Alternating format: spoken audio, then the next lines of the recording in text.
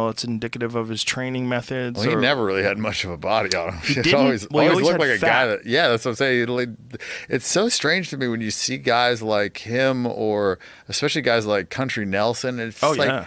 this guy train, like, I just don't understand how you could train all the time and look like it's just like so crazy to me, right? Like, I know, especially Roy, right? yeah, that's what I'm saying. Yeah, big country. Yeah, it's like, Well, Roy, he wears it like a badge of courage too. And Yeah. I think Roy, if Roy got super disciplined and lost a ton of weight, he would be fighting at 185 pounds and he would be knocking motherfuckers to the moon. It'd be invincible with that fucking chin that this guy's been getting cracked. He like the big guys can't knock him out. How the fuck are the little guys, right? Well, Like, unfortunately, his chin started to fail him in recent years. I mean, a couple. Mark Hunt knocked him out. And yeah, but that's just kind of like time, right? But I'm Yeah. just saying, like, genetically, the guy was like blessed with like, the freakiest chin of all time. crazy, right? So it's like I never understood how you could train that much, because obviously it's genetics, but I just remember, when I was in the military, like going through, and I would eat like pizzas, I would eat butter. I was trying to like gain fat because it was so fucking cold in this water, Right. and I just couldn't do it. Yeah. Like, granted, we were probably training more hours, but like, fuck, I don't know. I mean, a lot of these, UFC guys that I know, they train 6 hours a day. I mean, it's just like, Yeah, I don't know what Roy eats, but it's not good.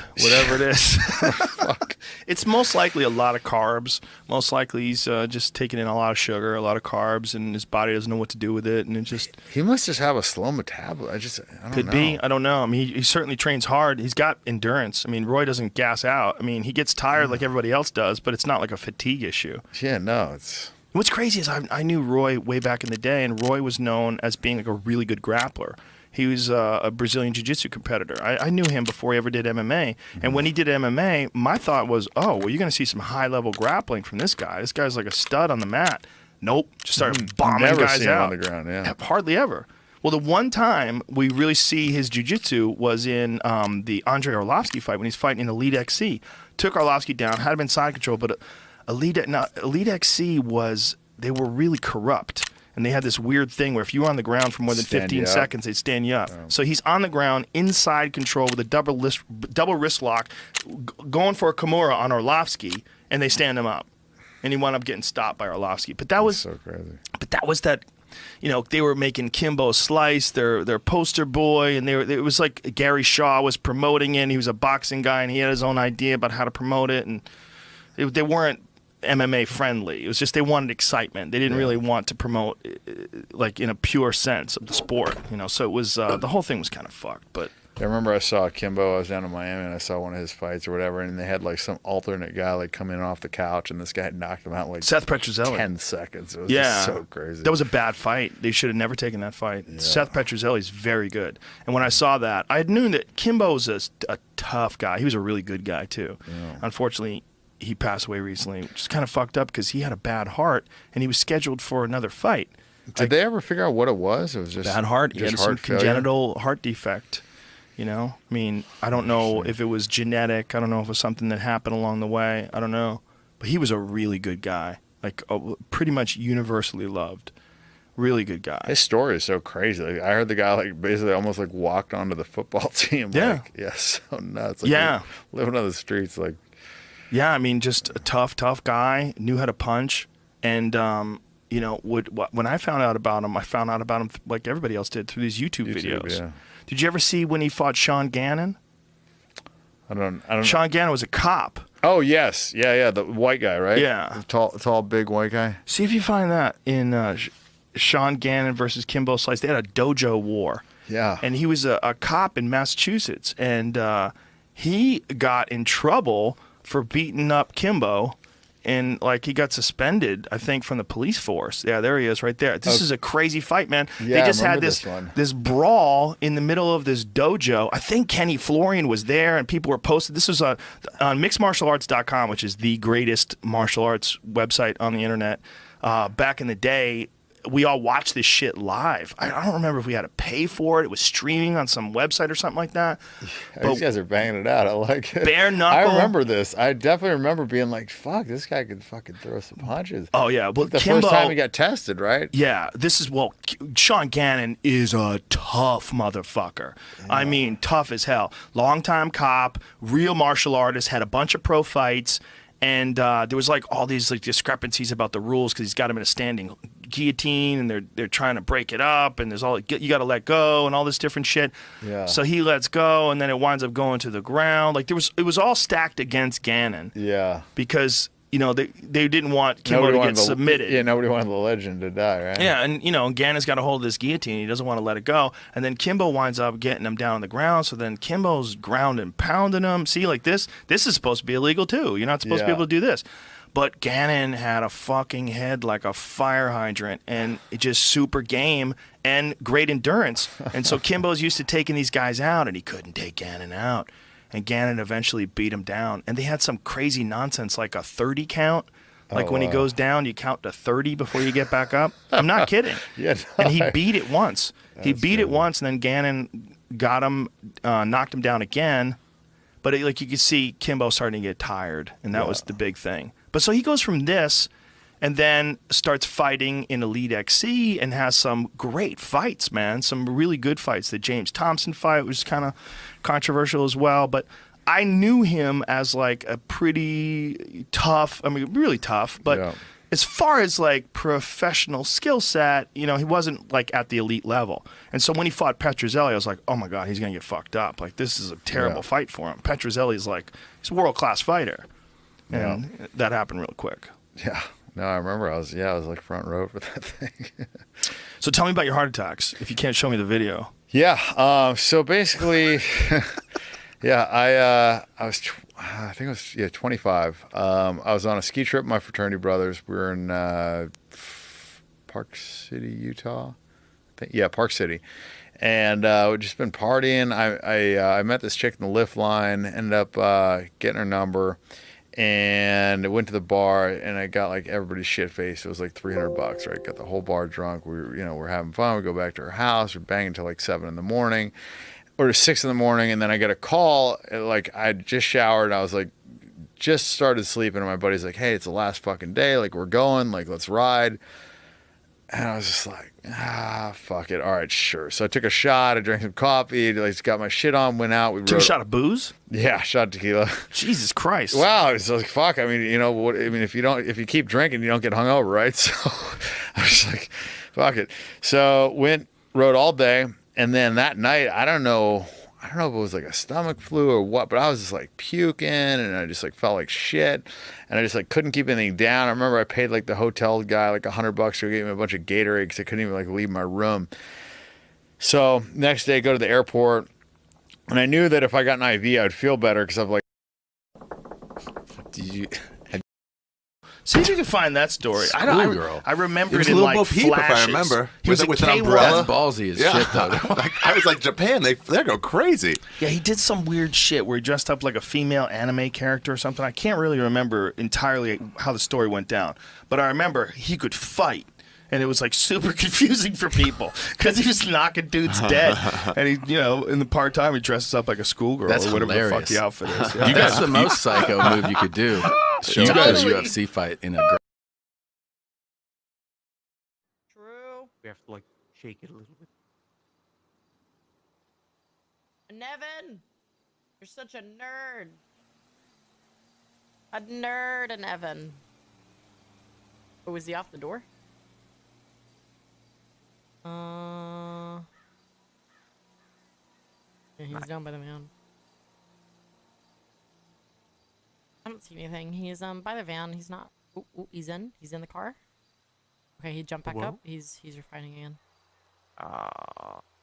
Yeah. Let's just watch. See what we can see. Yeah, I'm eating these little candies that Boa gave me. They're delicious. They're like the little mints. They're really nice. Minty, chewy thingy. Good. And here we see the refiner, his natural habitat.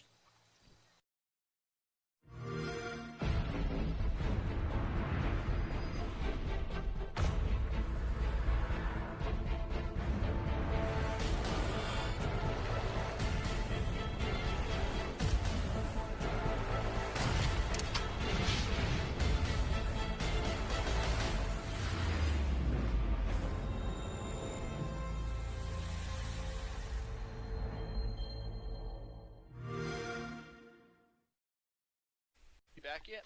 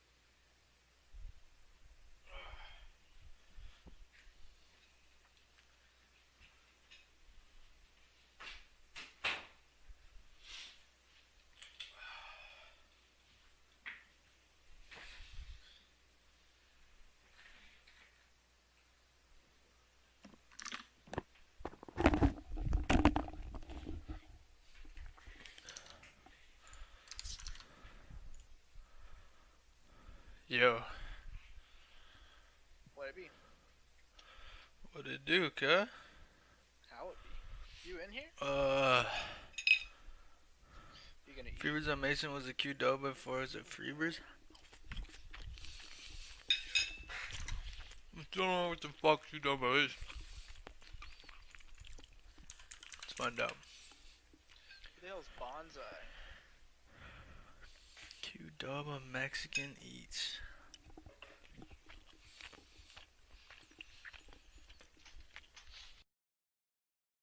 Dude, but thanks for almost 3 years here, brother, man. I appreciate it. I gotta read your previous donuts, so by the way, blah, blah, blah, blah, blah, blah, blah. Hold on.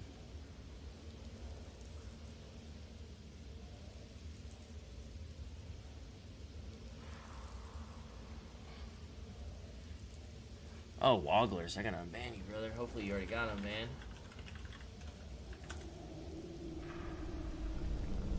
Says you don't exist.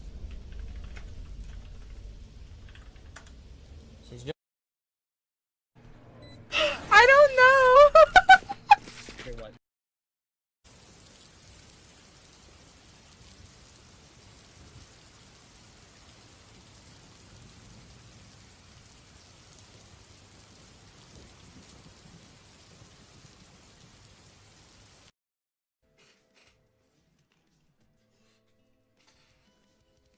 Okay. Bringing out a Glonic.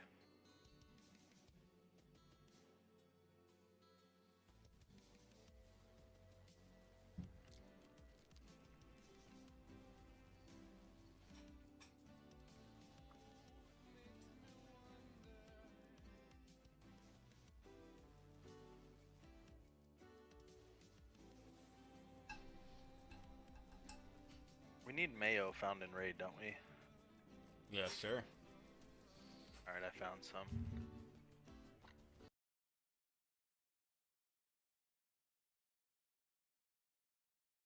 We need mayo found in raid, don't we? Yeah, sure. Alright, I found some.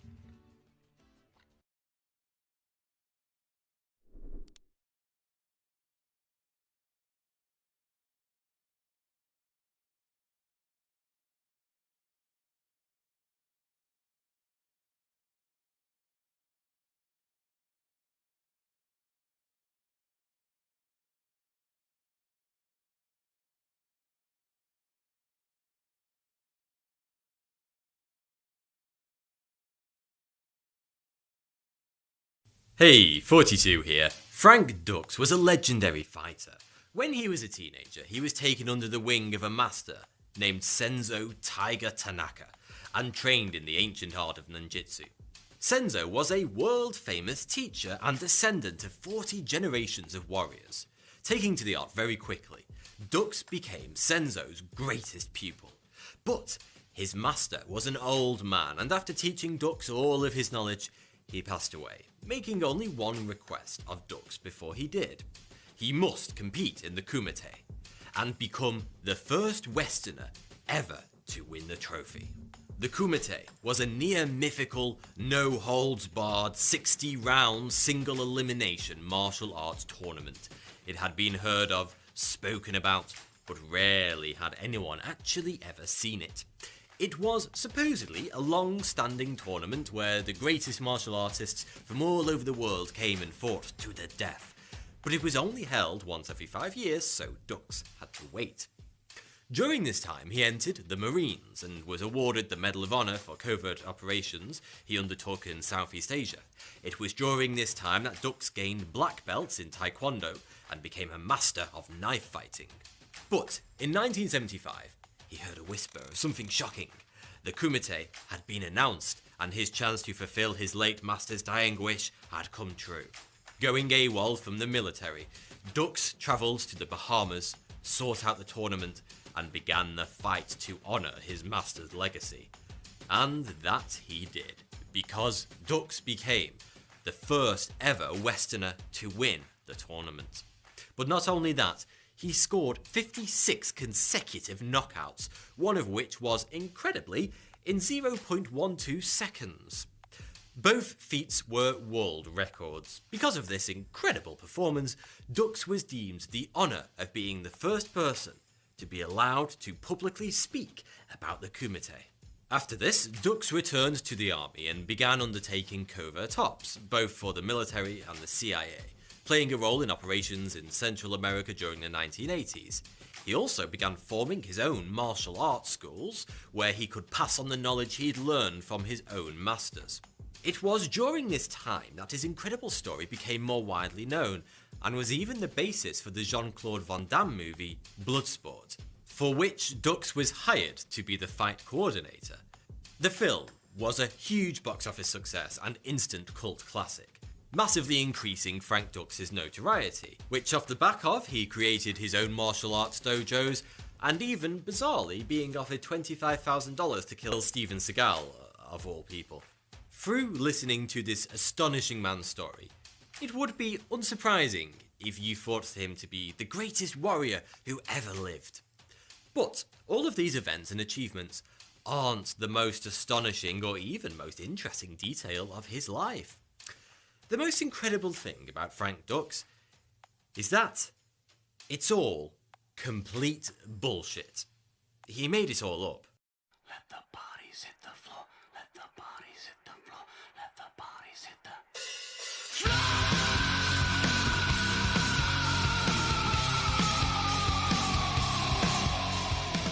One of my favourite things about this job, besides the legions of adoring fans and crippling existential crises, is the occasional opportunity that comes with stumbling across a weird, baffling internet hole and seeing just how deep and dark it goes. And friends, let me welcome you to the strange world of fake martial arts. What I mean by fake is everything from the unusual techniques of mail-order karate dojos to the fabled pressure point knockouts of dim mock masters, all the way up to the near superhuman abilities of the no-touch KO artists. And if you've never seen this stuff, it is real, as in at least some of the people involved believe it is happening. And granted, the topic of fake fighting might be an ironic choice coming from someone this into professional wrestling, but martial arts have also been a pretty big part of my life. I've been doing different forms of taekwondo, boxing, tai chi, and most recently Brazilian jiu-jitsu for about 12 years now.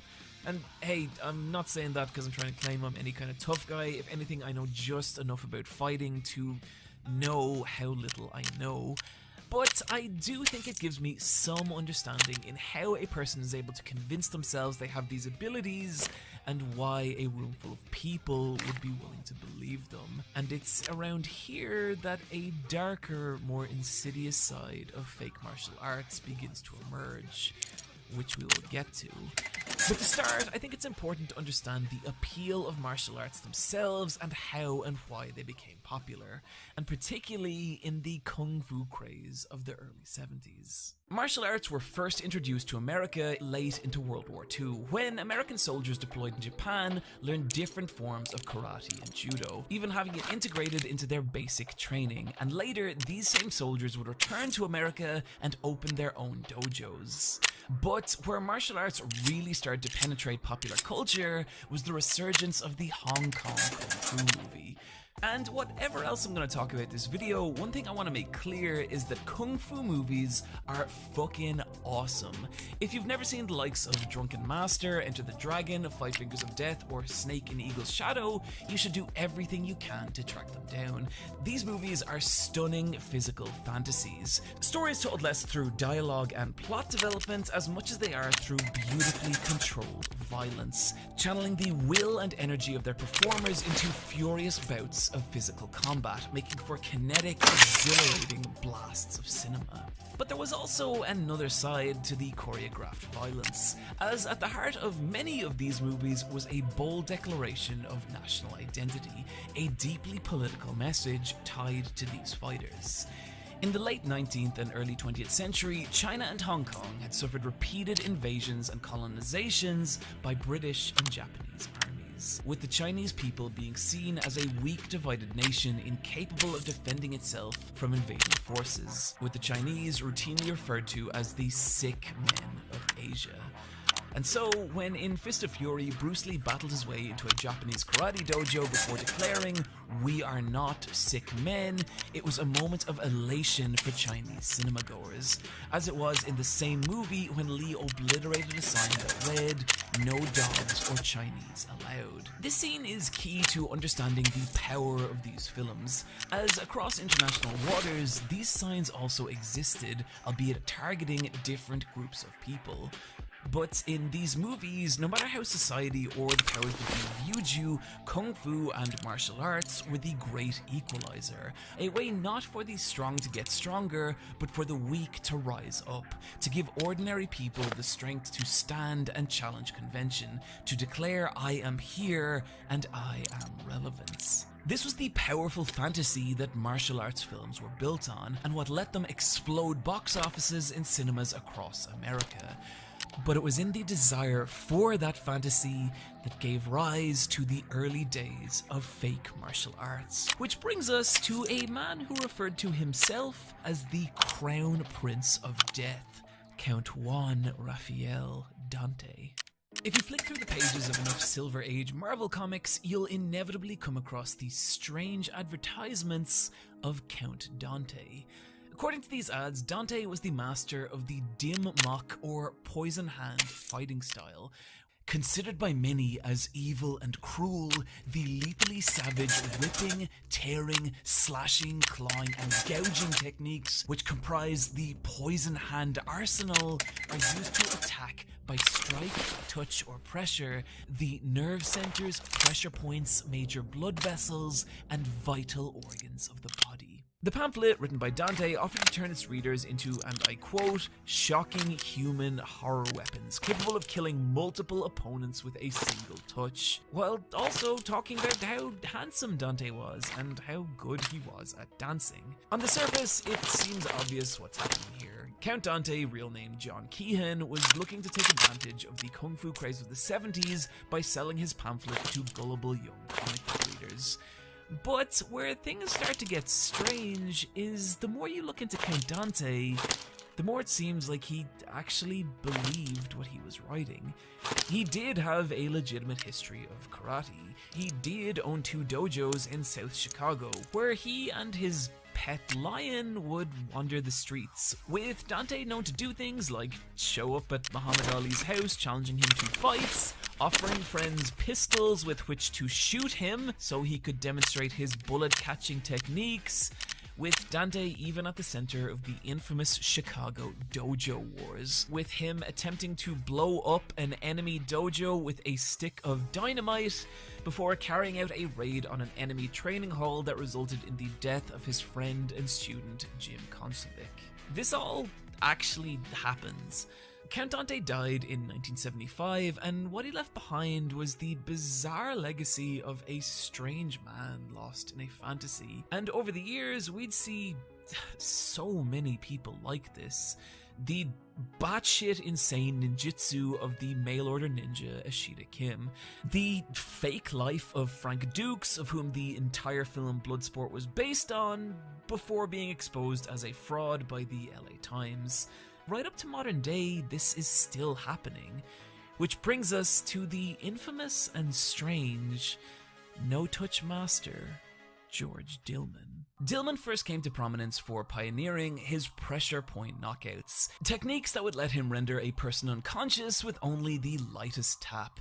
But where he started to gain national attention was in his chi-based no-touch knockout techniques, which would let him knock someone out through blasts of invisible energy. In 2005, Dillman welcomed a team of National Geographic filmmakers into his dojo, and after a group of successful demonstrations on his own students, a National Geographic chemist and skeptic stepped forward, offering himself up to be knocked out by the chi-based technique. And the result was nothing. The chemist was completely unaffected, with Dillman's explanation as to why the no-touch knockout didn't work being just, well, baffling. The skeptic was a totally non-believer.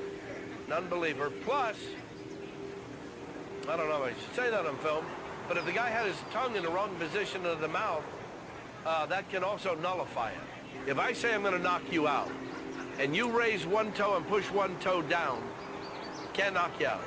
Surprisingly, this exact same scenario took place again years later when a Fox News report visited the dojo of Dillman's star pupil Tom Cameron, master of the same no-touch techniques and also an expert in dim mak, that's the same martial art as Count Dante, with Cameron offering to demonstrate his pressure point knockout on the tiny Fox News reporter. God, you're scared. Relax. I'm not going to hurt you. He refused to try the touchless knockout on me, saying he thought I may get hurt. If you touch this... Instead, he used a light tap technique to affect my nervous system. Wait, you just hit me in the head. We were less than stunned by this stun guns demonstration. Cameron later claimed that the technique was only effective on 40% of people, despite the fact it worked on 0% of fighters at a local Brazilian jiu-jitsu gym. No one would like this stuff to be real more than me, because if this was real, then Dragon Ball Z is real and I can stop making YouTube videos. But much to my disappointment, there's never been a single recorded case of a pressure point knockout or a no-touch technique working on a resistant skeptic or in any kind of competitive contest. And the principles of energy that these techniques are based off have never been verified by any kind of scientific test. But if that's the case, then what the fuck is actually happening in these videos? Do these instructors really believe they have supernatural powers? And even if they do, why are they working on regular people? And to answer the first part of that question, I want to talk about a fight that took place in 2006 between a mixed martial arts practitioner and a psychic Qigong master. I want to give a little warning here, just that I'm going to be showing footage.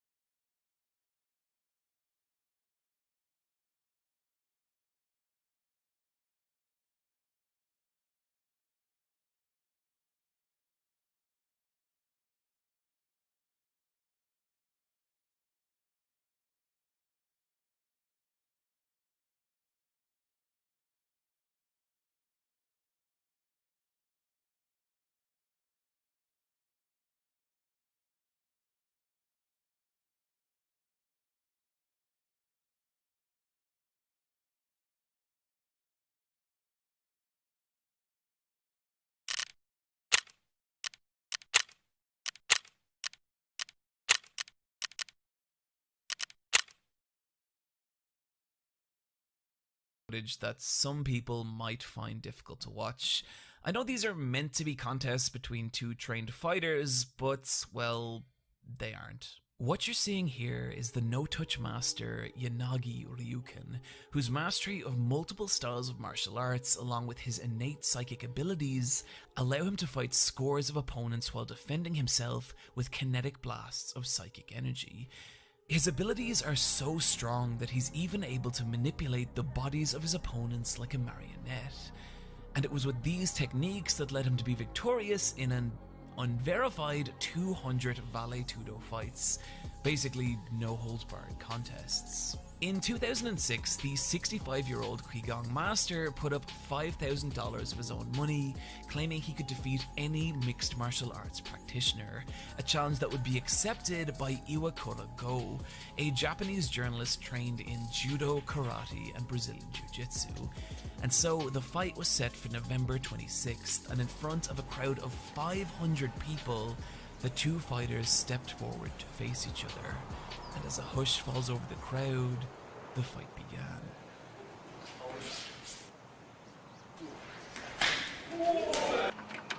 So, I remember the first time I ever got punched in the face in a competitive spar. And what stayed with me wasn't even the pain, but just the jarring sense of disbelief that I'd just been struck by another human. And learning to get over that shock, learning how to get punched in the face, is maybe the most valuable lesson I've taken from martial arts. And what I find so disturbing about this moment is we're watching a supposed master experience that same shock for what looks like the first time. He's in disbelief about what's just happened, the other fighter even checking if he's okay, before the fight continues and comes to a brutal, immediate conclusion.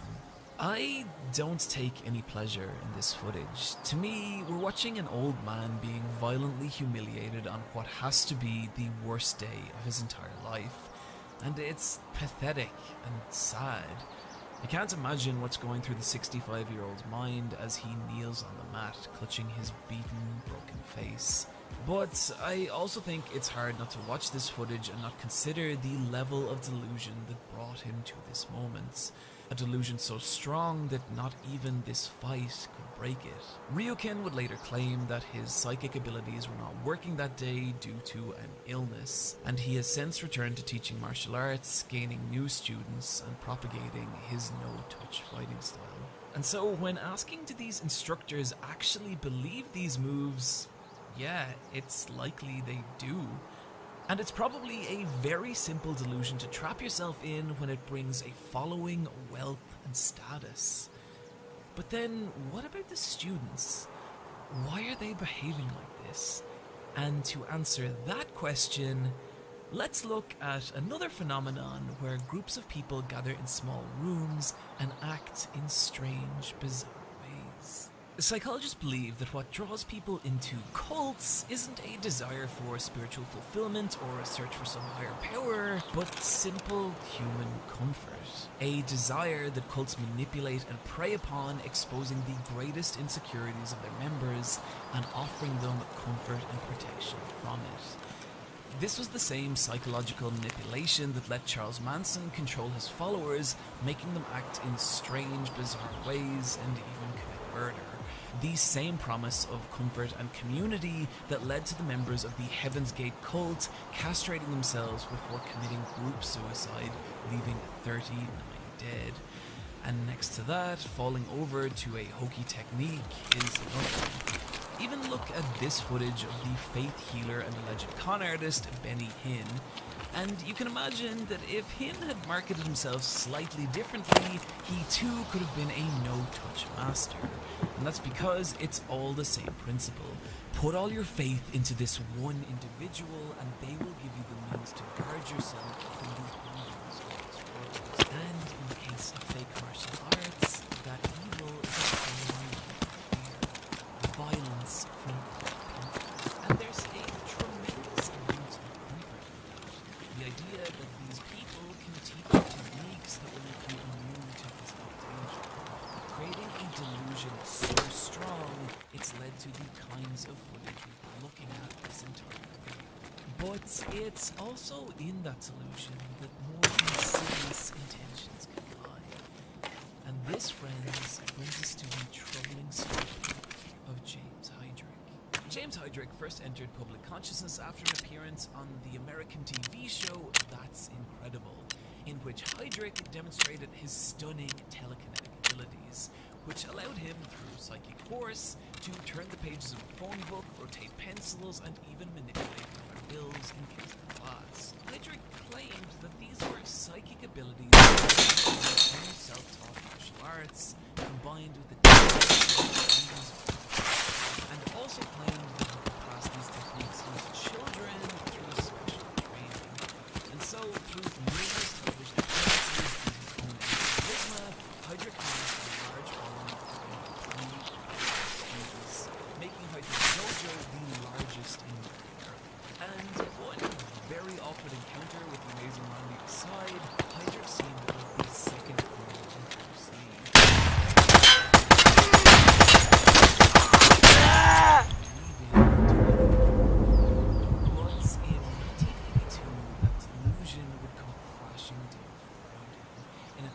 Special called Psychic Confession.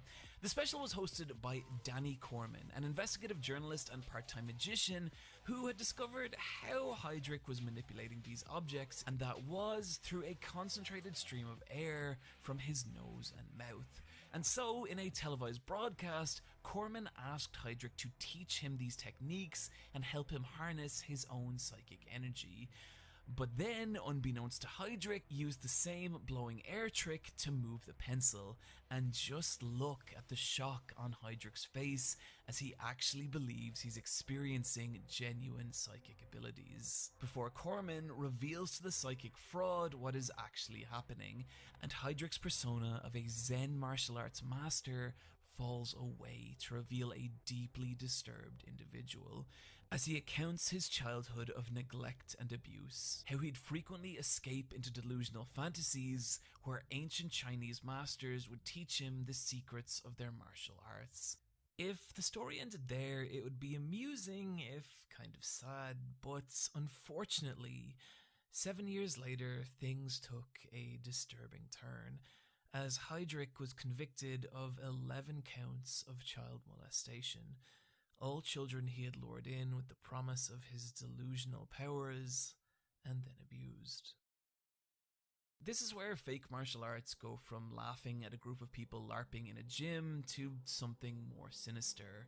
And maybe it's not always as directly predatory as Heydrich, but that doesn't mean they aren't still dangerous in other ways.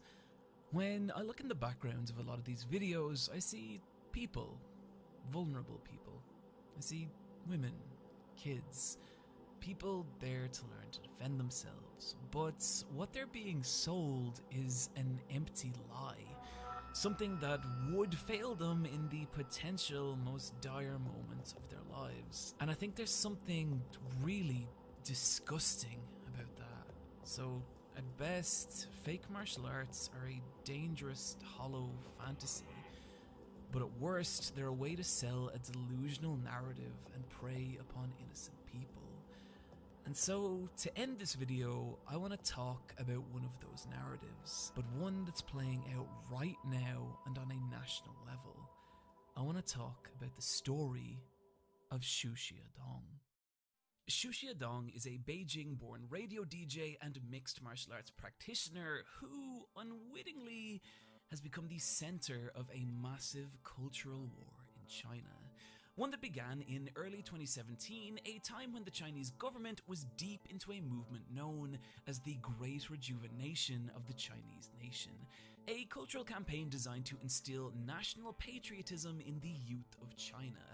And one of the ways it did this was through the propagation of traditional Chinese martial arts, through means like making mastery of Tai Chi mandatory for graduating certain Chinese high schools, as well as airing television specials that showed Tai Chi as a way to unlock a near mystical power, with Tai Chi masters out wrestling judo black belts, dodging the thrusts of professional level fencers, and blowing back groups of attackers with a single powerful movement. I have actually done a year of Tai Chi and found it a really great form of soft exercise. Granted, one with zero application to actual fighting, but hey, that's not why I was there, and more importantly, not what my teacher sold it as. But that wasn't the case with these specials, one in particular starring the Tai Chi master Wei Lei.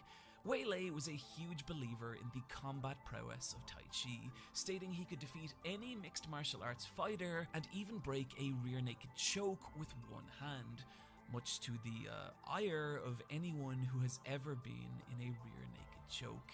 Enter Xu Xiaodong. After Xu Xiaodong voiced his skepticism in Wei Lei's claims on his radio show, he had his home address doxed by the followers of the Tai Chi master, endangering both him and his family. Furious, Xu Xiaodong traveled to Wei Lei's training hall and challenged the Tai Chi master to prove his claims in an exhibition match. And in front of a crowd of onlookers, the 40-year-old MMA fighter pummeled the Tai Chi master in less than 30 seconds. Xu would later refer to this match as the fight that shook the heavens, and it did. China was left in shock by the match's outcome, but rather than validating Xu, both the martial arts community and the Chinese media were incensed by Xu's actions, accusing him of attacking China's national heritage, Xu receiving over 100 challenges from enraged martial arts masters. But by Xu's own admission, he himself is nothing special. He's just a mediocre MMA fighter past his prime.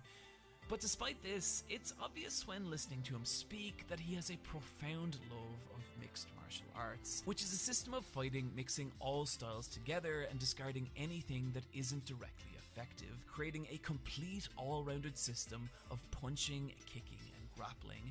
But in China, MMA is still viewed by many as a vulgar, crass form of fighting, vastly inferior to the traditional Chinese martial arts styles like Tai Chi, Wing Chun, and the various forms of Kung Fu.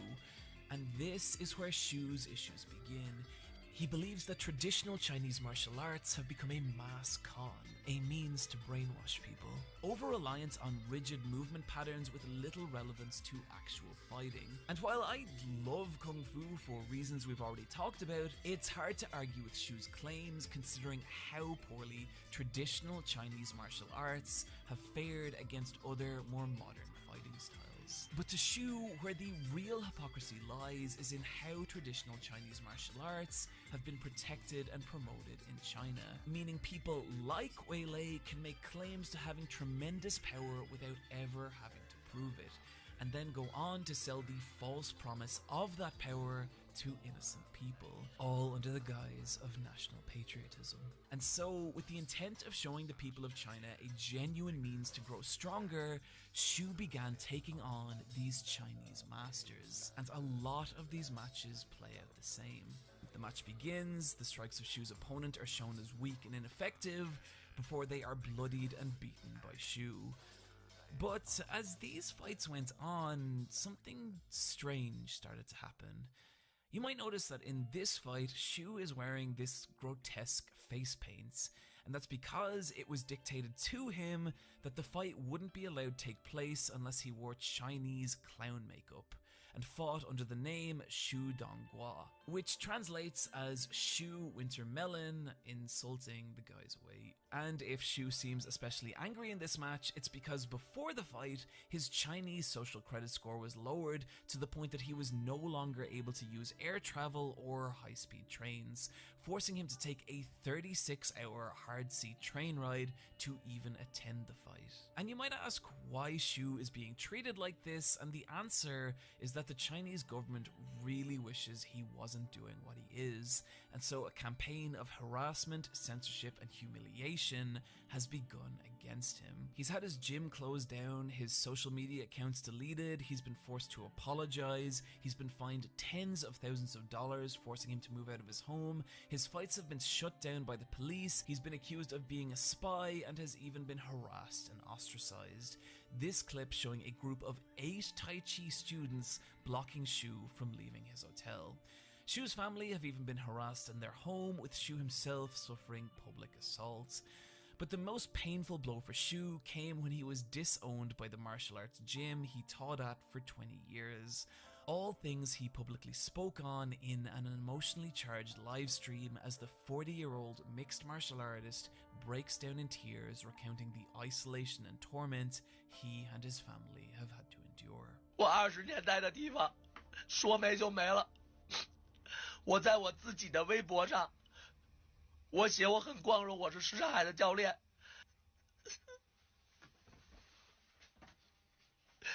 This all came to an absurd climax when, in 2018, Shu faced his most high-profile opponent yet, the Wing Chun master Ding Hao. The fight received massive media coverage, with many seeing this as the moment that Shu would finally get his comeuppance for spitting in the face of Chinese traditional values.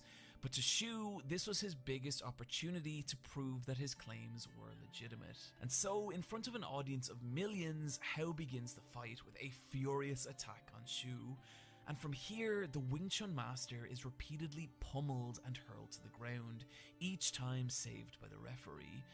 And finally, after his 6th knockdown with 40 seconds left in the first round, the bell rings and the fight is signaled to a close. And in what has to be one of the most embarrassingly farcical decisions in martial arts history, the match is declared a draw. I don't even really know what to say at this point. Hao later made the excuse that the studio didn't give him enough rice before the fight, resulting in his poor performance. And Shu is still taking on martial arts masters, remaining undefeated after 17 fights, and continues to endure a campaign of harassment and humiliation. I love martial arts. I have done for a very long time. For me, stepping out onto the mat and letting life's troubles fall away as you give your all against a skilled opponent, that's become a tool for me to deal with anxiety, depression, all kinds of shit. But I think even more than that, martial arts are a way for people to become more than what they are. Here's a little girl obliterating a tree with just her fists. Here's a guy tapping out an opponent twice his size. Here's a girl doing the same thing. With the right training and technique, martial arts can give strength to just about anyone. And I think that's a really beautiful thing. But when that idea becomes distorted and manipulated, it opens up a dangerous world of delusion, trapping people, cutting them off from genuine growth. And to me, that's the opposite of what martial arts should be. Friends, thank you for joining me today, and I really hope you got a kick out of this video. And hey, if you did and would maybe like to express your appreciation in a dollar amount, you can head on over to patreon.com/supereyepatchwolf. I want to give a shout out to the channel Fight Commentary Breakdowns and the Instagram account McDojo Life for sourcing a lot of the footage I've used here. Also, I just want to mention the video Jackie Chan's Kung Fu is Fake and That's Okay by Accented Cinema. It's a really great look at modern Kung Fu and you should check it out. In particular, this video I would like to thank Dog Sprite, Stephen Chu, Michael Orr, Viking Roosmark, Katie Jones, Emma Pineda, and Cat XD. As always, you can catch me on the Let's Fight a Boss video game podcast or on Twitter @eyepatchwolf. Friends, take care of yourselves, and I'll see you next time.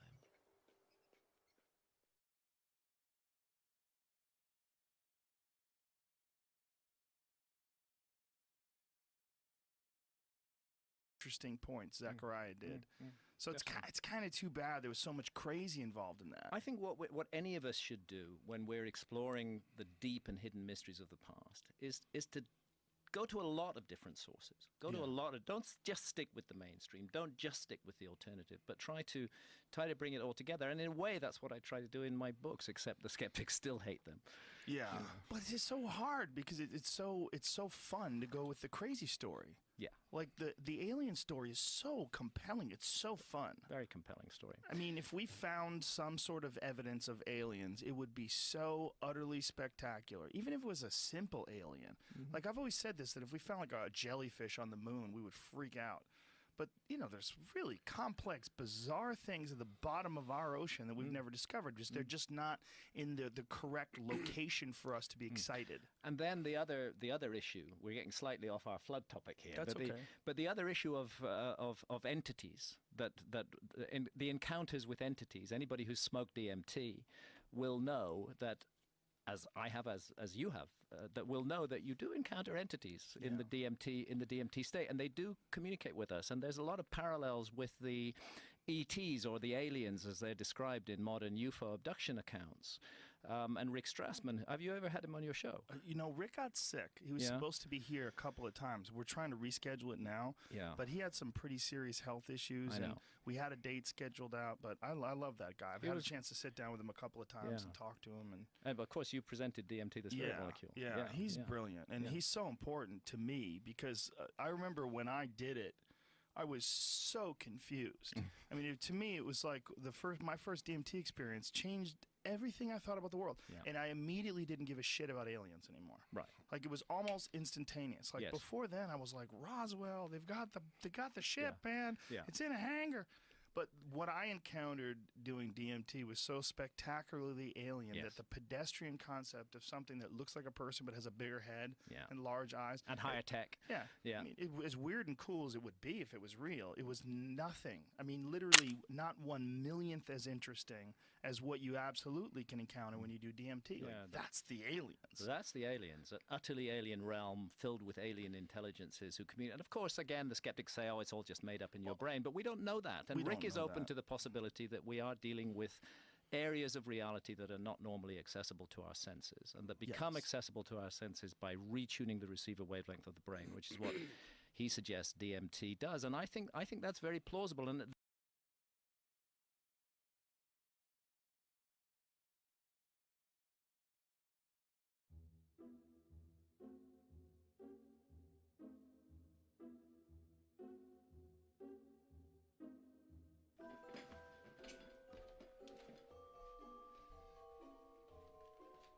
Yep, definitely want to walk.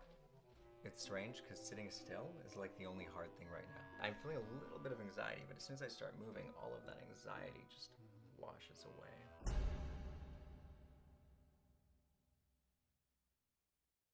Hello to all of you gorgeous people watching this video today. In today's video, we are going to cover 3-MMC. I first learned about this compound during my podcast with Mark Haddon, the executive director of MAPS Canada. The pink fuzzy cloud of MDMA is the perfect substance for trauma treatment. I don't think anything will ever substitute for that.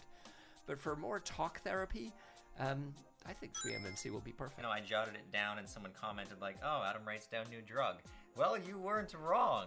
What is 3-MMC? Well, it is closely related to 4-MMC, also known as Meow Meow, MCAT, or Mephedrone, which a lot of people can remember back from the UK glory days where you could go to gas stations to buy this junk, and it was commonly sold as bath salts. Mephedrone is one of the original, the OG gangster of the bath salt scene. In fact, a lot of people did compare it to MDMA, stating that it actually felt more euphoric for them, albeit more fiendish as well, meaning it gave more of a euphoric rush.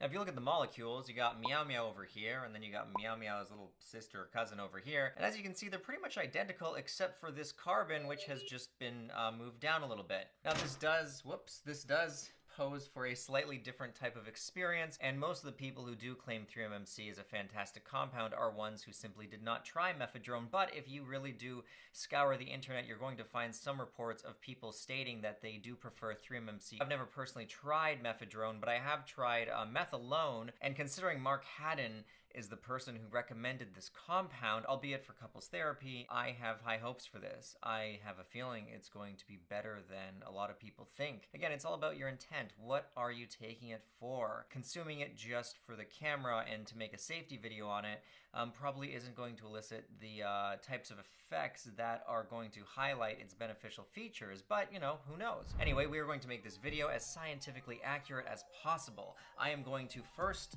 test my heart rate, reagent test the compound, and I'm going to show you guys how to do that so that we can be sure we're actually consuming 3-MMC and it's not cut with something, and we are going to weigh our accurate dose with this scale that does go up to the microgram range. This thing's a beast. This thing also costs an insane amount of money. If accuracy is what you're after, which also relates to safety, you're gonna want to avoid something like the smart way that's only gonna go 2 decimal points over. You need at least 3. Now I have compared the readouts from this $20 scale to the $700 scale, and this was pretty damn close. So I don't really want to shit on the Gem 20s. It's actually a pretty decent scale. You get it for a pretty decent sale. So I'm going to put a link below to the Gem 20 just to help you guys out who want to be safe with their use.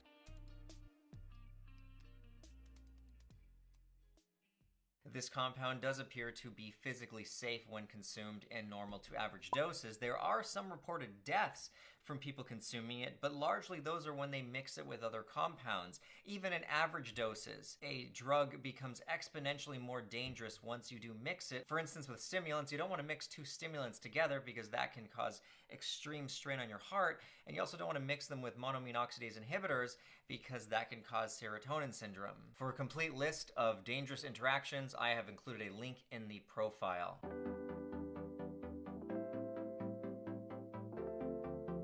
3-MMC belongs to the cathinone class of drugs, which are closely related to amphetamines. It has a high affinity for the dopamine and norepinephrine receptors, slightly less for serotonin. It's not even going to release the same amount of serotonin as mephedrone.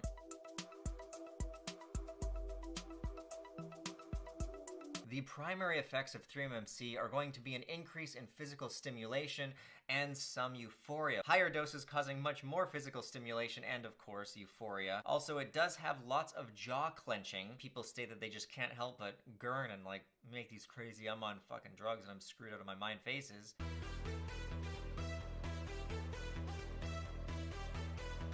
How it does differ from, say, traditional amphetamines is it causes the user to be more in tune with their feelings. It promotes sharing. Mark Haddon stated it best here. If MDMA is I love you, 3-MMC is this is who I am, who are you?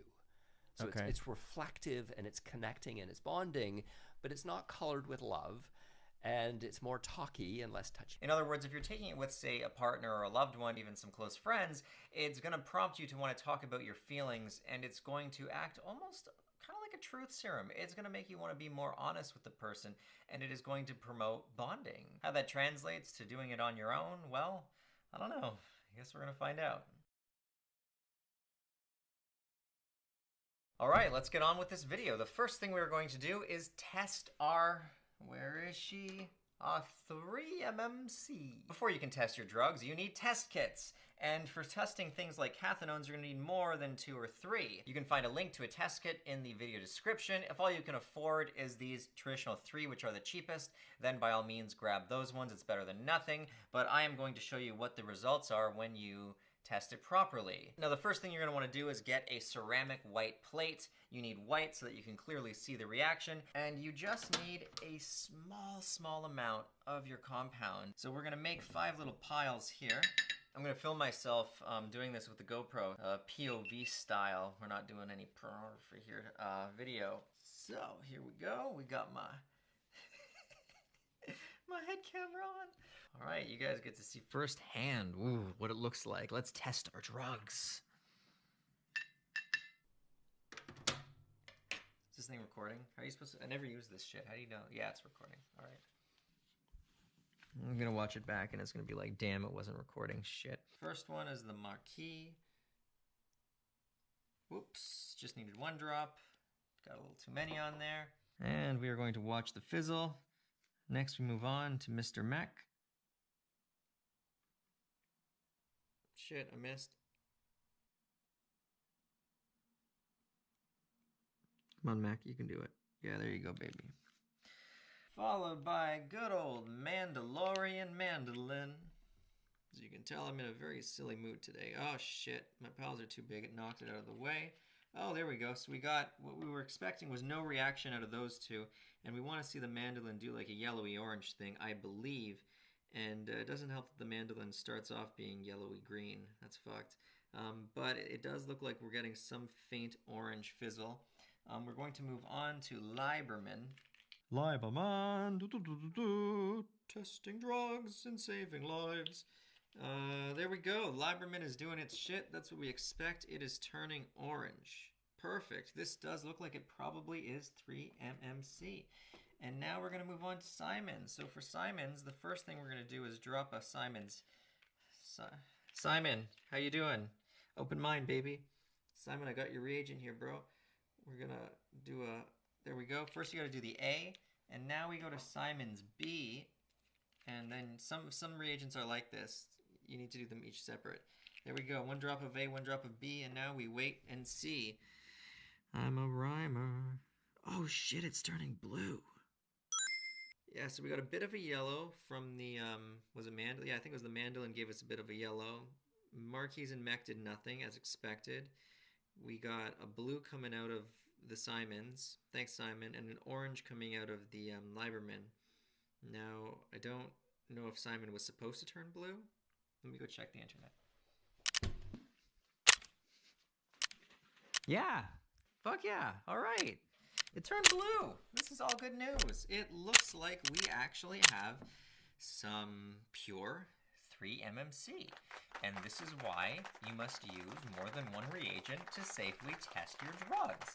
As you can see, all of these color reactions were clean, meaning there's no, like what a dirty color reaction looks like is there might be 2 colors that start forming, or you'll see like specks of something else, and I've seen that before.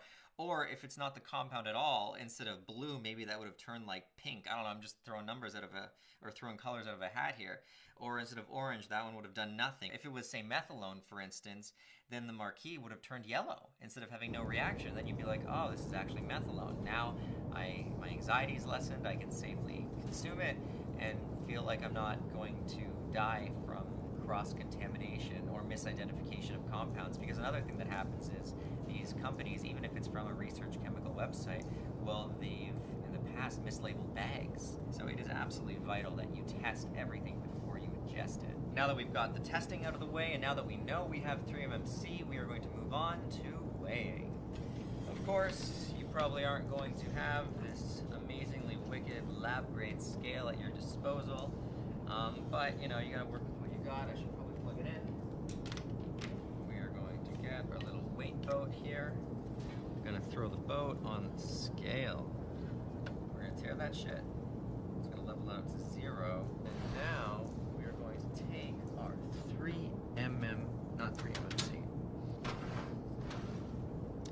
3MMC,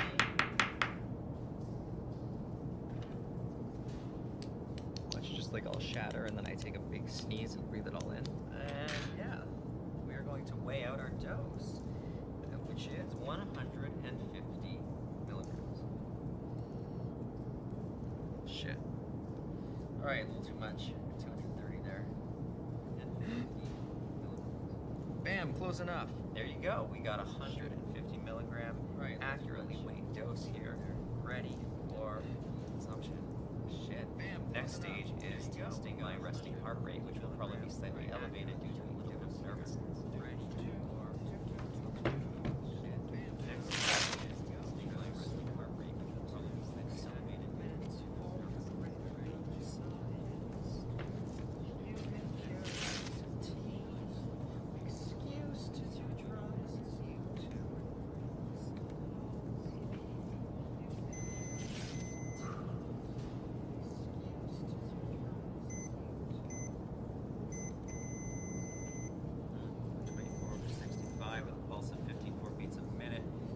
Now I do want to note that this is pretty high for me lately. It's very much so normal. It is just high for me lately. It does indicate that I'm a little nervous, so we're going to try it again. This is, let's see if I can try to high for down lately. It's very much so normal. It is just high for me lately. It does indicate that I'm a little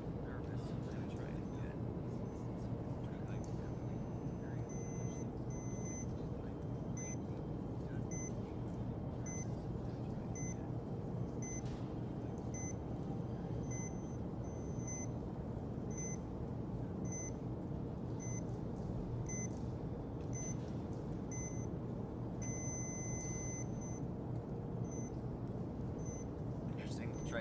down, and now I'm getting 105 over 55.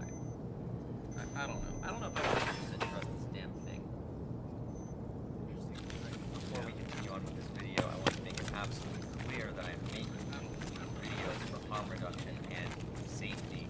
I do not recommend that anybody watching consumes a compound.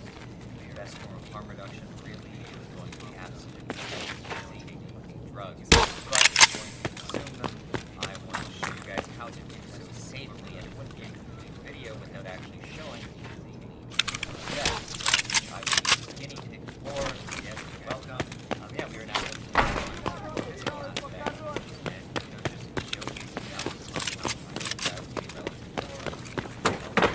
земля, стрелять не хотим, мы так наблюдаем.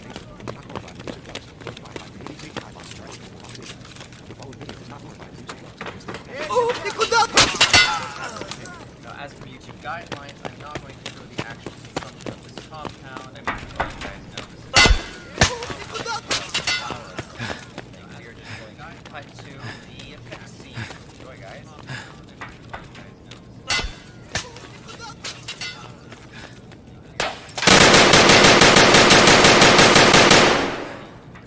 With pretty much all intact-gens and all stimulants, they all and I have to do that. I want to show you guys how to do so safely, and it wouldn't be a complete video without actually showing. Okay, we're 12 minutes in, and I was just taking a dump. I have some GB here, big nerd, and I did notice already. It's been like 12 minutes. The first sign for me besides pooping is stretching and also feeling very cold. I feel freezing. So what I'm going to do is turn on lights. Now, as for YouTube guys, I also want to use this opportunity to not only wear these psych substances, but explain that we currently have just over 100 that I just put up on the website, and this is the last time you're ever going to be able to buy one of this design. We're changing our logo. I think more than half of them are on for $10 cheaper. So I think they were normally selling for $45 each, and now there's a bunch that are on for $35, and it's primarily because they are what I consider misprints, but what most people would consider just normal. For instance, if you look at this sleeve, okay, it's a little more faded than the rest of it, and you can honestly barely tell. So I consider that one that's not perfect, because, you know, I'm a perfectionist, and all of the ones that say have a little fading are on for $10 off. Yeah, we do have many good ones also available. I am just saying, for those of you who can't afford the perfectly made one, there is now options. Some of the other misprints include things like, say, this part of the waistband might be flipped on some of them, so like the heads are facing the wrong direction, or at the end of the sleeve the heads are facing the wrong direction. So some of them actually have no fading, they're perfect, they just might have like a flip thing, which again I consider a misprint, and which we are selling for $10 off. Now you don't get to pick which kind of misprint you get, but yeah, we just got just over 100 of these, and then this type of blotter art hoodie is never going to be available again. So if you do want to pick one of these up, I highly suggest you head on over to, now that I'm cold, it's a great time to wear it, psychsubstance.shop, and you can pick one up today. If this video performs well, then you honestly are only going to have like a few hours to pick them up, because a lot of people have been asking for these, and they are going to sell out fast.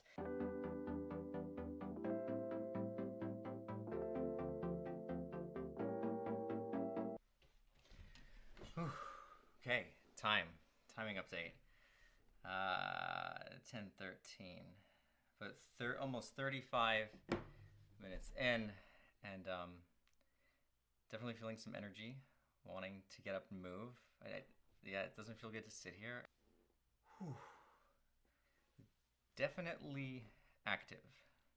Everything's starting to feel really warm, and yeah, dare I say euphoric. I don't think I can say that on YouTube. I'll just put that in the website version. Everything's feeling very warm. I don't like it at all. It's terrible. Yeah, these effects are awful. Whew. Awful, awful, awful. Bad, bad, bad. I'm feeling some warm rushes from my toes, kind of rising up to my knees. It's like a encompassing glowy feeling. Breathing is interesting. My brain feels very buzzy, like I feel very aware of everything going on in my body. It's weird. I can feel the stimulation in my kneecaps. It almost feels like there's an energy coursing from the tips of my toes up to my knees and then back down. It's going like a wave like this, enticing me to move. It definitely doesn't want me to sit here. So I'm gonna try to combat that by some meditative breathing right now.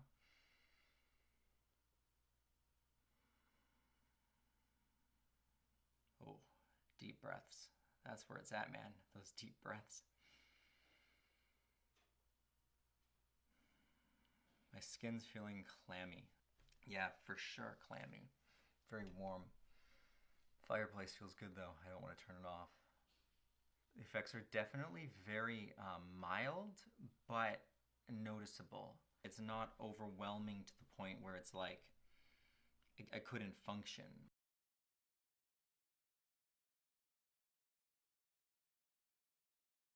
Okay, we are now 50 minutes in. I am going to do a heart rate check because this would be considered peak. I definitely do feel pro-social, like I want to talk, which is interesting because lately I haven't been feeling social at all. But let's see the science behind this. Let's see how it looks. Screw it. Now I'm feeling like clothes are the enemy.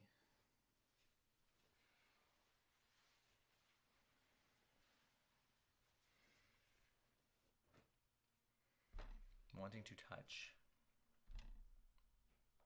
Yes, I now get topless every video. First of all, these compounds, this is what they do. They make it so that you don't want to wear clothes. It's like you're both cold and then the clothes feel funny on your skin. My skin is very sensitive to the point where the clothes feel strange. See, if I didn't have the fireplace on, I'd have no choice, but with the fireplace, I can get away with this. Yeah, let's do this, this test. Should be higher. Wow, that's a lot faster, huh? Do you hear that? The beeps are really going. Ooh, all right. So now we're at 160 over 100 with a pulse of 109. So again, that's during peak effects. So as the effects lessen, that should all lessen. Like the peak is when the effects are the most intense. It's a dramatic difference from the baseline though. Like it's almost double, man. Pulse is double. These things do have a pretty drastic effect on your cardiovascular system, which is why, like another reason why extended use is dangerous. Really any use is dangerous. You want to avoid these kinds of compounds. They're not safe. A lot of people use stuff like this as an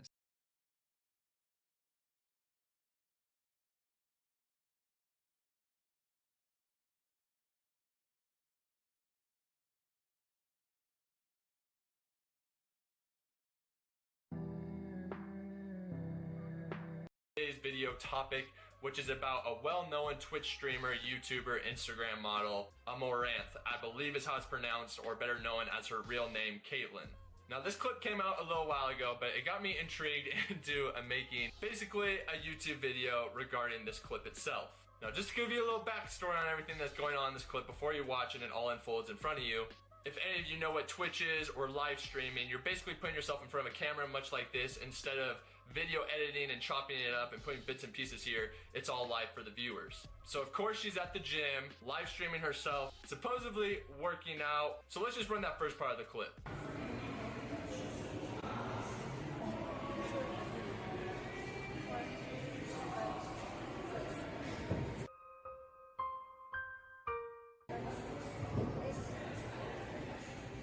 Okay, so first off, before we dive into the actual beef behind the clip, I want to know a couple questions.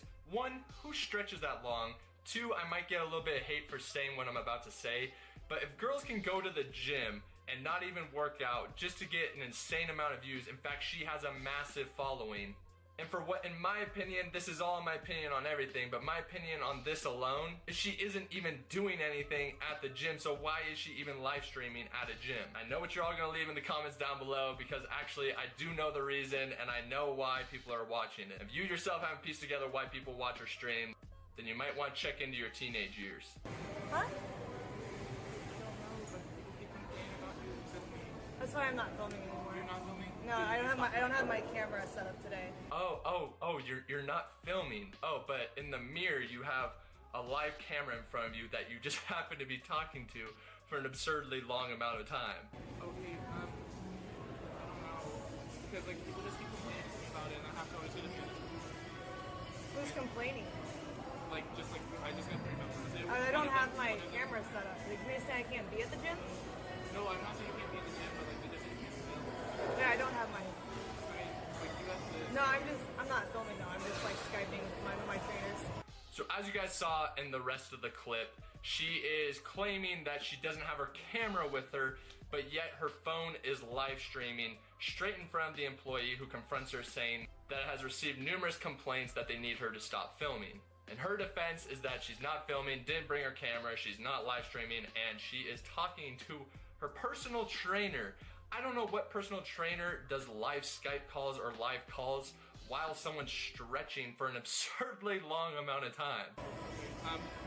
Well, I'm not sure, but the general manager might be here soon. I just talked to you, so you can tell her that. But okay. If you're not filming, yeah. Okay. So who's complaining? Like nobody. Who's uncomfortable with this? Probably every single individual gym goer that is watching you stretch for the longest time ever recorded in history and thinking you're probably crazy because they don't understand what you're actually doing live streaming, talking your glutes, your hamstrings, and eat. Red-handed. Just to give you some backstory on who this individual is, her name is Samit Sani. No idea if I'm saying that right. Maybe it's Summit Sani, scam artist Sani, take your money and no refund Sani, be like every other cookie cutter program on the market Sani. I don't know how to pronounce it. I hope everyone is ready because this might be a career ender for our girl Sum over here. This is who I'm going to be referring to. This is just my opinion on the subject on information that was presented to me by numerous females, clients, and I'm just giving my opinion, breaking down the evidence, breaking down what they sent. So you were asking. Yeah. By the time I came around, Mitzi Shore was already in an advanced stage. And she was older. Okay. And she had some health issues. And so she wasn't banging comics at that point. But there was a time. There was a time when she was the boss. She was the boss woman, and she would grab comedians. And Jimmy Schubert talked about it. He was like 21 years old, wanted to be a comic. All of a sudden, he's banging Mitzi Shore. Like, yikes. Do we know anybody famous? I don't know. I don't know who's talking about it. I know Jimmy talked about it. In Argus, Robin Williams. Argus talked about it. I have no idea. But it's a part of the reason why I'm saying it is because it's a part of the Comedy Store documentary that they're putting out. I mean, she is a joint. She was an animal. Yeah. Like she's a pretty girl. She also was like the most important figure in comedy outside of comedians. Like by running that store that way and letting all those people just be buck wild and have this crazy creative environment. That's where Kinnison erupted from. And that's where, Richard Pryor used to work out there, and Bill Hicks started there, and so many people were there in their early days. Why do you think that it could flourish that way? Because of her. But like, how did it make money? How did it did she have money? How did it? Well, there was a lot of great comedy, right? So you got to think, you've got Richard Pryor there, you've got David Letterman there, you've got Tim Thomas. I mean, there was a giant cast of great comedy that came out of that club, and it was a cultural landmark, and still is a cultural landmark in Hollywood. So there's money to be made there. Yeah. And that was the roaring days of the 80s where it was packed all the time, and then there was like a drop off, but now it's when we get to open again, it'll be packed again. Yeah. It's like before the pandemic, it was probably the best it's ever been doing. Yeah, I mean, I would go in there, and it was insane. All 3 rooms packed. I mean, just comics everywhere. The vibe was right. It's a real shame. Yeah, it's a real shame. It is a real shame, but it's just one part of the real shame of all this craziness that's been going on for the last few months. Yeah.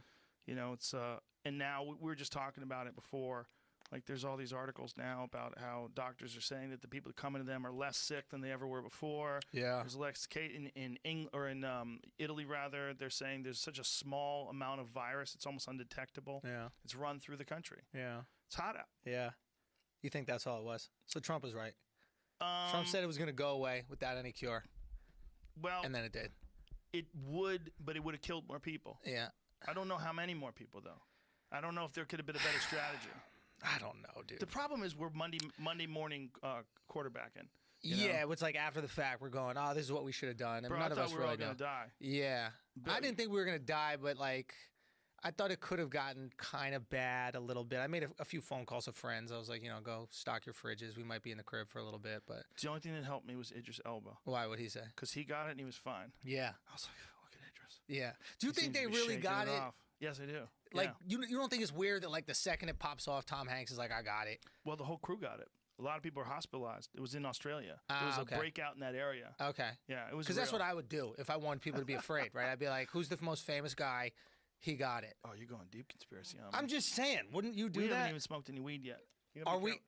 Maybe at the end, but once I smoke, it's over. I just want to let you know. Like, What happens? It's just Shut I'll down? fall apart. I'll like start doing like. I'll start like doing like beatboxing. Maybe it just gets really bad. It gets horrible. If we wanted to point to a conspiracy, Yeah. that I would say you would kill Tom Hanks. I wouldn't say you let him walk away free because he gets it and he kicks it. Because then we're terrified. Without that big, yeah. I'm not scared if Tom Hanks can kick it. Yeah. If Tom Hanks can kick it, I can kick it for sure. Yeah. Yeah, that's true. Yeah, it was interesting. Like it was like only famous people got it initially. You know what I mean? It was like Those are just the ones right? we heard of. Yeah, but it was like the new blue check. That's what we were calling it because like I remember I didn't know a single regular person. All these athletes had it. Basketball team, people had it. All these actors had it. Yeah, it's just like how much fun are they getting? See that the athlete thing was like, okay, well these are super athletes. You know what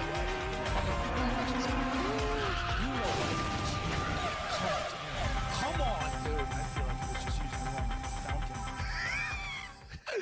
Those days are done. We can all use any fountain now, okay? Cut the clip. Send it to CNN. I got a fountain with a disease. We found out about How many clips are we going to give CNN this episode alone? 50. How many problematic 5-0. Yeah, let's start. 5-0 Okay. problematic Trannies, clips. let's talk about them. Let's talk about them. I feel like the athlete thing was like, okay, they're super athletes and they don't have any symptoms. Right. But we're not super athletes. Okay. Yeah. But then Idris Elba is just a really good in shape actor. Yeah. Well, he seems okay. Well, Tom Hanks is an older gentleman who doesn't look like he's in great shape. Yeah. And he got through it. Like, Yeah. What is, and then you find out the flu numbers, and but it's not the flu. Okay, it's not the flu. Yeah. Okay, it's not the flu. Yeah. Science is the new religion, bro. Well. Think about it. Think about it, though. No, but it's Monday. I really believe this. I really believe. I know it's what you're saying with the Monday morning, but like quarterbacking. Think about like the way religion operated in the past, right? The second you said anything against the church, they shame you, they ostracize you. Who the fuck are you? How could you say these things? They put you in your little box over there. You get excommunicated. Any of us who are like, you sure it really kills everyone? Right. Like, are you sure? Are you sure it's that contagious? Can't say what that. the fuck is wrong? Fauci, Yeah. come out of the Keebler Elf house. Tell them what's going on. They just rail at you nonstop. Yeah. And the second you say a single thing, you are, what did they label you as? I think Amazon even like took down a book.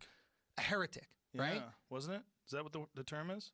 I think you were, it was blasphemy or something. Blasphemy One of these for fucking sure. things, right? Yeah. And then all of a sudden, this information starts to come out where it's like, okay, it's not that bad. The curve is kind of flattening. Now this shit comes out today it basically said if you're asymptomatic, you can't transfer it as easily as they thought. It's almost impossible. Right. So all that worry that we were about kids giving it to their grandmothers, they're not going to do that. That was the only reason why stores are shut down. Yeah. The only reason why comedy clubs shut down, restaurants, because if you're asymptomatic, you pass on. Now we know you're not. If you have a cough, if you're sneezing, if you got the flu, stay the fuck home. That's it. Crank it open. Let's go. Crank it open. Yeah. Meanwhile, you have to wait. New Jersey just said they want another month. So this is where we get into like the. But you don't think this is just people trying to get reelected?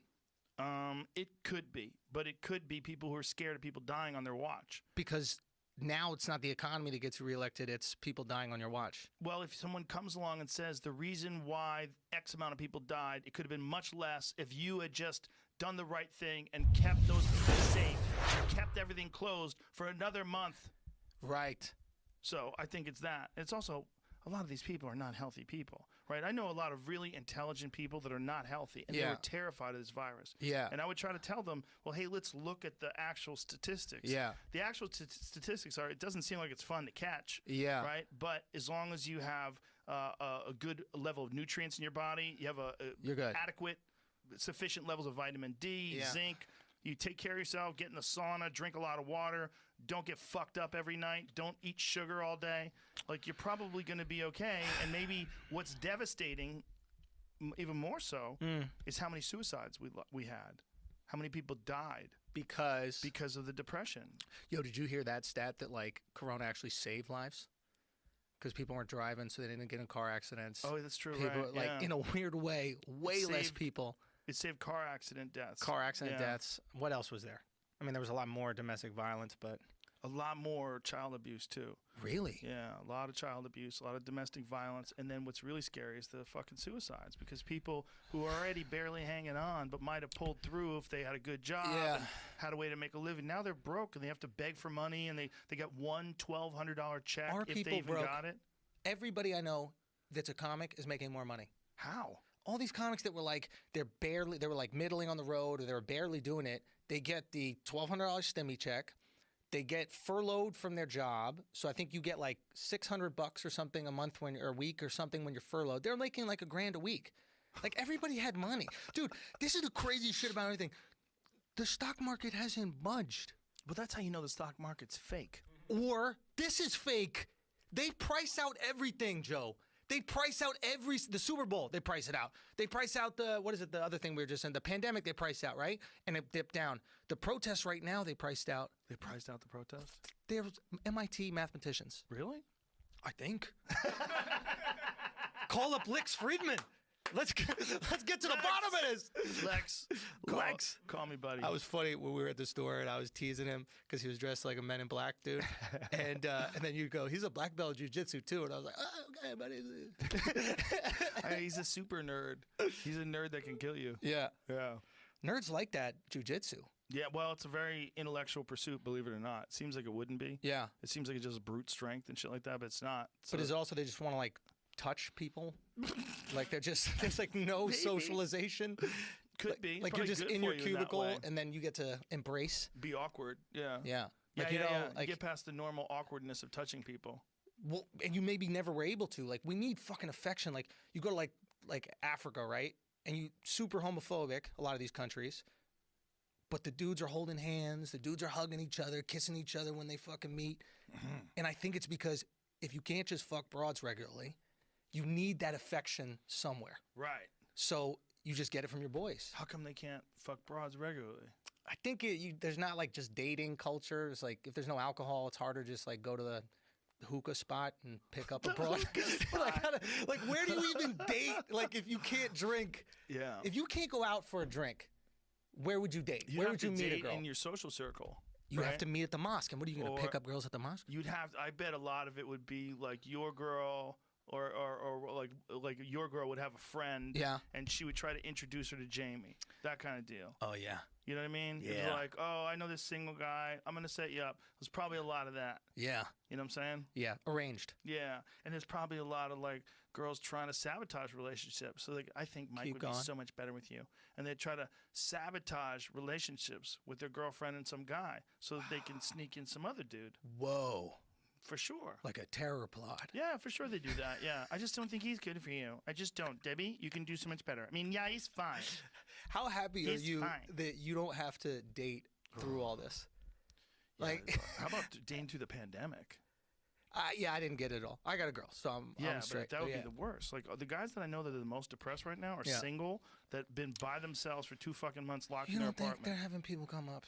I think some of them don't have that ability. Oh, but then they were, they were not. I wasn't about to say losers. Losers? They weren't getting any pussy before. Well, they were getting some occasionally, but they had to go out and get it. Right. You have to go. You have a couple of drinks with someone. Yeah. Next thing you know. Da-da-da-da-da. Dude, I don't even know how to get laid anymore. I'm thinking. I bet you ask. You just beg. You just bring beg. You got to bring a consent form. And have them sign. And you have to record it. Everyone's going to be a pornographer so that every step of the way gets documented. Like, this is for us. We're going to put it in a vault in a safe deposit box. But just so everybody knows so true. that you were well aware and wanted to do all this stuff. You can't change what happened. Yeah. You can't decide after you feel terrible. Yeah. Like just asking. Some people do distort. Which the distorting part is what's really scary. What do you mean? Like openly distort like what happened with you and like the Chris Hardwick story. No, go. It's a terrible one. Yeah. Wait, did his he get ex-girlfriend caught up in accused some shit? him of sexual assault, and this is her definition of sexual assault. She said yes to him because he had told her that if in the past that they had been in a relationship, he had been in a relationship in the past where the girl didn't want sex as much as him, and he didn't like it. So this was her reasoning for describing why her saying yes to him and having sex with him was actually him sexually assaulting her. Yeah. It's crazy, right? So he had all these text messages from her. Yeah. He had all these, like, he documented everything. Yeah. Luckily. But yet people were still upset that AMC hired him back, even though it was shown that she lied and not him, and that none of it, like, he actually broke up with her because she was making out with some other guy. Like, there was a lot of craziness to it.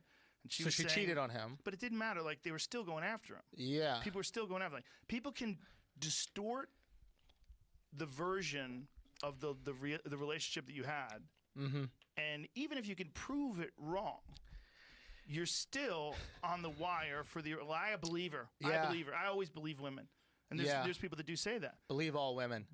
You can't believe all anything. You can't believe all cops. You can't believe all doctors. Yeah, I don't like all arguments. It's a dumb argument. Outside of stand-up. Oh yeah, well, for funny. Stand-up. Yeah. All arguments are the best. Yes, sure.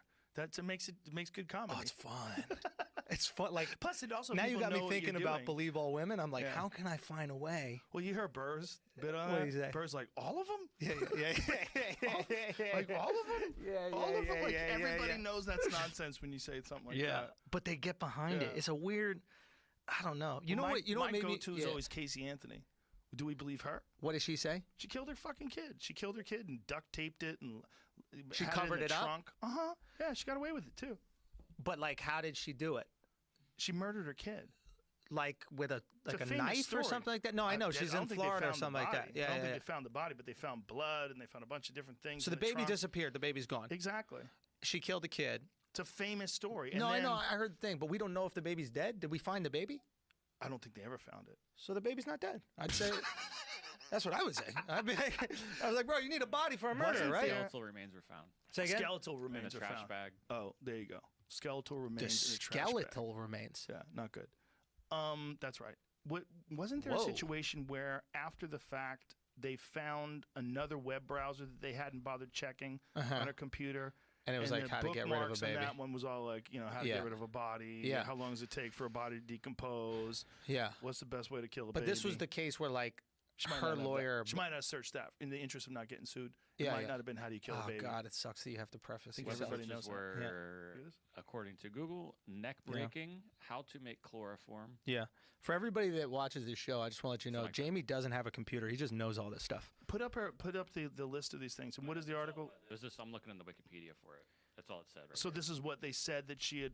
Problem with Wikipedia, it says I'm Brian Callen's brother. Well, I'll get to that. This has a notation. It says I have Crohn's disease too. They're just making shit. Do you up. have it? No.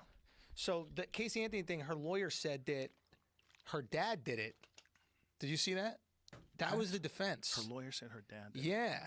So the What? defense was, hey, we just need to make it plausible that someone else killed the baby. Oh my God. And then you got to handle that shit So they're yourself admitting afterwards. They know somebody killed the baby and that someone was in the family. But it got her off. The point is, Yeah. I don't So, want to be but dating you don't. I anybody don't right think now. she. Again, say again. So the point is, I don't want to be dating anybody right now. This is Yeah. the thing. You can't trust anybody. Yes, but here's the thing. With her, do you think she killed the baby on purpose, or the baby died, and then she's like, "Fuck, I killed a baby. How do I get rid of this thing so it looks like I didn't kill a baby?" That's a good question. Now we're in the realm. What of would you do if you speculation. killed a baby by accident? Wow, that's heavy. It's a tough one because you didn't mean to, right? Like you were doing the game, where you throw the baby, right? And then just into a fan. It didn't have to die. You threw I it was up in the thinking air. you drop it. One of the fans is really fucking whizzing around. You forgot. Yeah. Okay. This is It's just hot from the out, you were article delirious. that mentions the the searches. It's from in the middle of the case. It's like a web archive. Okay. Her mom said that they gave the baby to a babysitter, which nobody could find, Mhm. and that Casey's car smelled like a dead body. Yeah. She probably left it in there a long time. When you got a sloppy bitch like that, Yeah. they don't clean up the baby quick. Yeah. Said it was from an old pizza and trash that was in the trunk. not human decomposition. Was she one of these like hot girls? Yeah. Remember there Hot was like in a parties, time where like yeah. hot girls were killing a lot. It was her and then that other girl, right? Like there were smoke hot girl shows, just killing fucking season. joints were killing. What was the other girl? She killed someone. I think it was an L.A. trial. Which one was this? Oh God, she was like Spanish or something. She was like kind of like Oh, really? spicy. Yeah. Do you remember Really? this? No. Yeah. Now I'm interested. Yeah, it was like a pretty bad murder. We Googled like the hottest like chicks who murdered. Oh, really? And because we wanted to see like, you know, like when you're like great at what you do, you can get away with it. Yes. You know, I'm sure people have done bits about that. Like, you know, blah, blah, blah was so great. He could get away. Yeah. Michael Jackson's so great. He Yeah, could get away with yeah. these things. And we were like, does the same thing work for like hot chicks who kill? Like, would you still fuck? Oh, And yeah. If they'd be willing to fuck you? Yeah. Oh, no. If you were going to do it, yeah. Like if a prime time, like what do you think is the hottest girl you've ever seen? Hottest girl I've ever seen. Obviously outside of our significant others, Yes. Joe. 100%. Just give me an example. So like publicly. A joint, Adriana Lima is a perfect. joint. Perfect example. 100%. Yeah. Perfect example. Now imagine Adriana Lima. Yes. She kills her husband. Yes. But I'll he's clean it kind up. of, guy's a I'll clean him fucking up. asshole. No. Guy's a piece of shit. He could be the kindest man ever. She could kill him while he's like feeding cleft palate kids. And I would take the kid, I'd put them in another room. Obviously I wouldn't kill the kid. I'd Right. clean up the guy's dead body, and then we would do But whatever would we you had trust to do. her if you were fucking her with a lot of objects around? I would want it to be in like a basketball court, where she, you know, fucking her with objects around. I don't listen. That's how I'm not I think. fucking her on the table at the Joe Rogan. That's what I'm thinking. There's all these knives on this She fucking just table. grabbed him That's what I'm weapons. thinking. Someone's gonna grab a knife and stab you. Like Yeah, I maybe don't know if right I'm as she trusted. comes, you motherfucker! Boom! Right through your rib cage. Like, oh my god, I should have listened to Joe and taken her to the gym. I once had, this was back in my like bad days, you know. I'm a good guy now, reformed hoe, if you will. But I remember I had a girl over, and I remember I left my wallet in the living room, Oh no. and she went to like the bathroom or something like to clean up. And I remember I like went into the living room, I grabbed my wallet and like put it in like a pair of pants. And then I sat there for a second, I'm like, am I fucking girls I think will steal from me? Like what's happening in my life that I'm willing to go through with this? Well, you do though. When you're a young man and you're horny, Yeah. that's a drug dealer. You got a drug dealer in front of you. It's Yeah. not just a girl that you're interested in. You have a real need.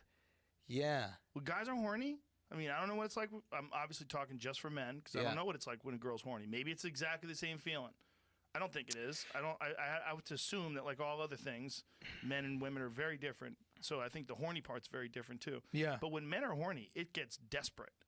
It gets weird, like drug addict-y desperate. Yeah, I think I've always wondered that with like women, like because we always chalk it up to ourselves. Like if we get laid, right? It's like, oh, I kicked great game. Like that was me. Like I took that down or whatever, you know? And I wonder if a lot of it is like their emotional state in the day. Like let's say their cat went missing or something. Like if that, they're like, oh, fuck, I'm really down. I'm going to go hook up with this guy because that's going to elevate my emotional state. I think for some girls, some girls just want an escape and they'll just go have just a fling. Right.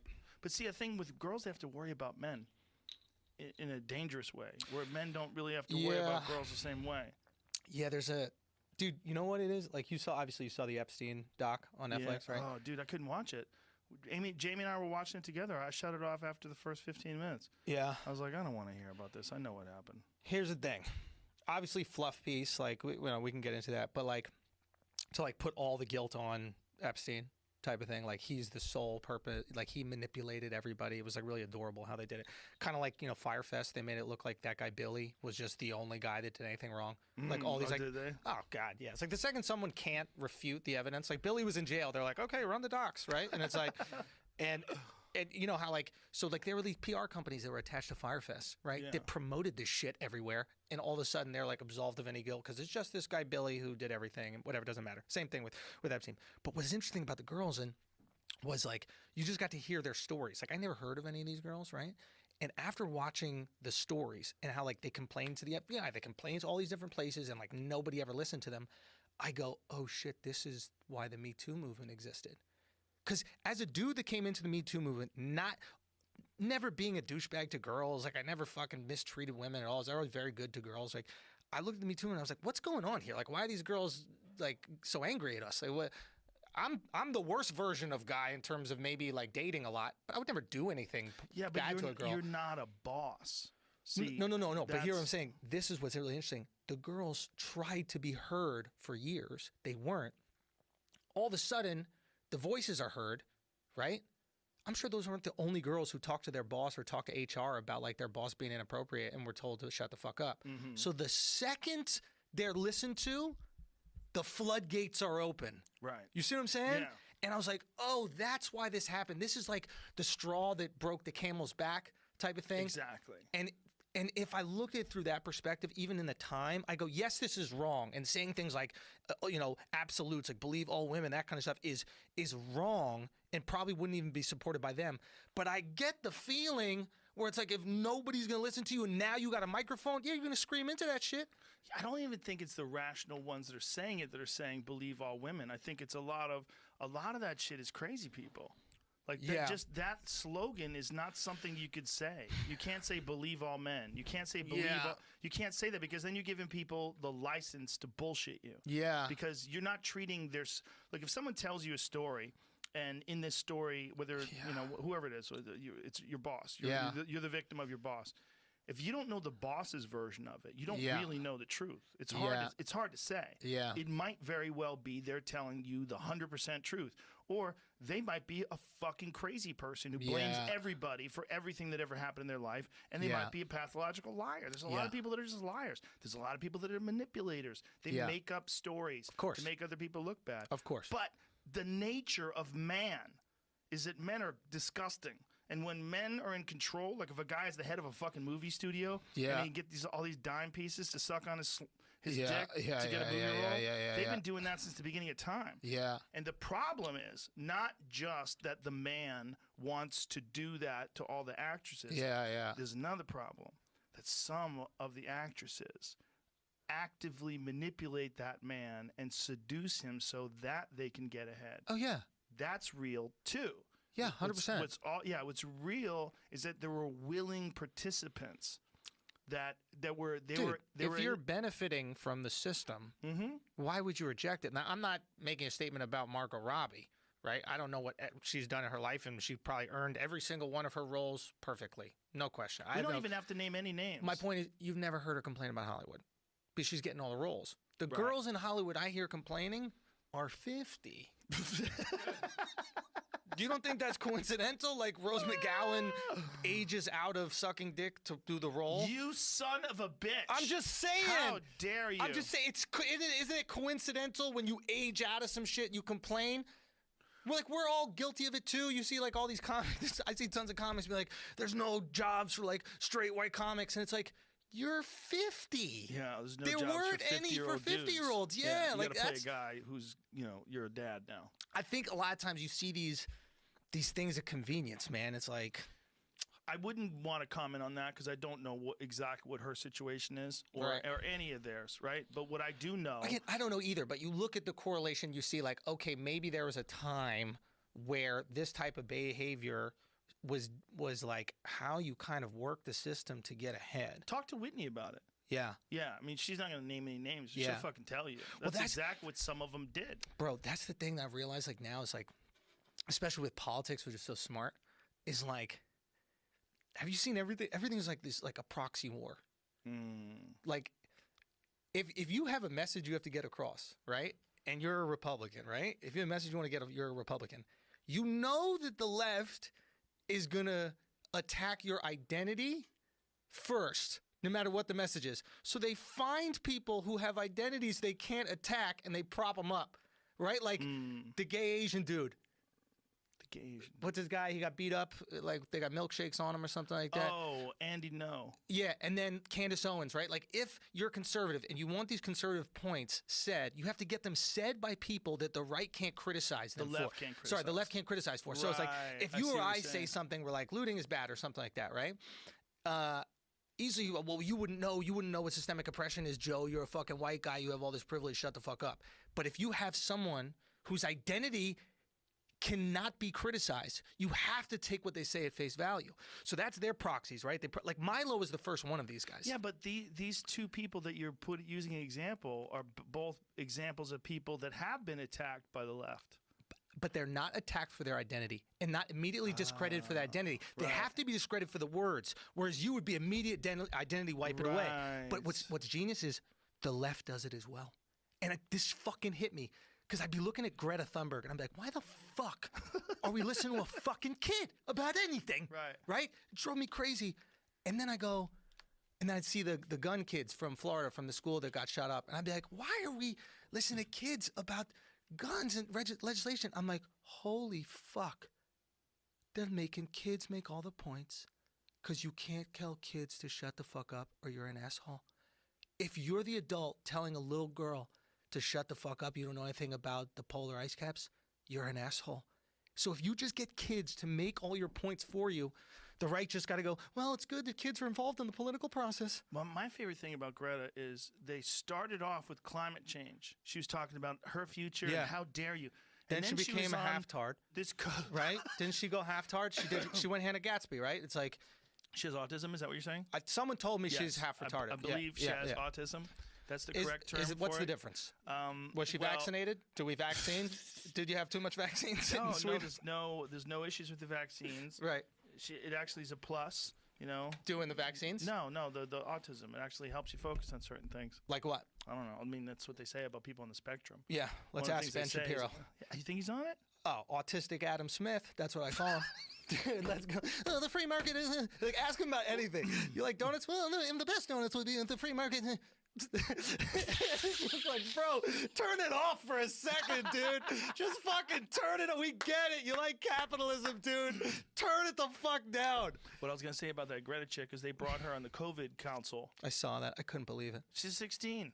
Like, why are you bringing her on an infectious disease council for a pandemic that no one's ever faced before? Bro, it's unbelievable. You know who they wouldn't have on the council? Who? Rand Paul, who is an actual medical doctor who actually survived COVID. They didn't ask him to be on it. Why? Because he has controversial opinions.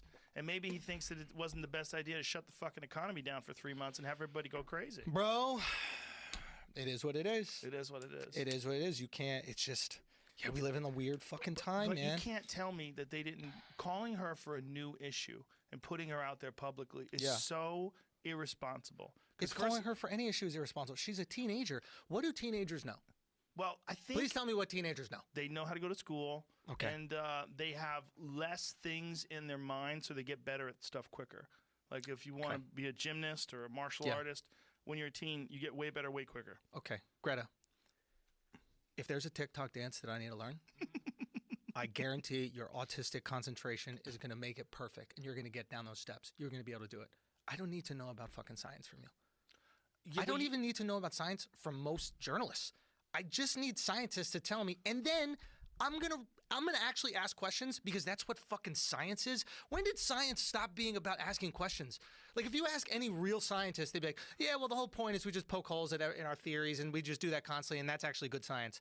Now the second you ask a question, you're a heretic, man. If Or it's heretic. if it's about gender, or if it's about the economy, or if it's about climate change, those things you're not allowed to use science. Okay, climate's changing. Yeah, but you can't use science to if you have like any scientific facts that you try to bring. Do you buy the? What do you think about it? You think climate's changing? It's 100% changing. It's changing for the better. If you're in Antarctica, it's better. If you're in Antarctica, it's going to get hotter, and it's going to be. There's going to be some give me adaptation. the negative. Give me the negative. I literally, when they describe it to me, extinction events for sure. There's going to be a large number of animals that can't survive in areas. There'll be less water in areas where it's hotter. Okay. Animals are going to die. Maybe people are going to die. We There'll can be move the less- people. Less crops. Yeah, it's not that easy, but you're right. Yeah. we got food. But for sure, You it's can make real. food anywhere. I can make food in my backyard. I can make food in my living room But if I the want. point about it is, if you in any way dispute the models Mhm. of what they're saying and Mhm. have an alternative perspective, Yeah. that alternative perspective is never engaged. That alternative perspective is demonized.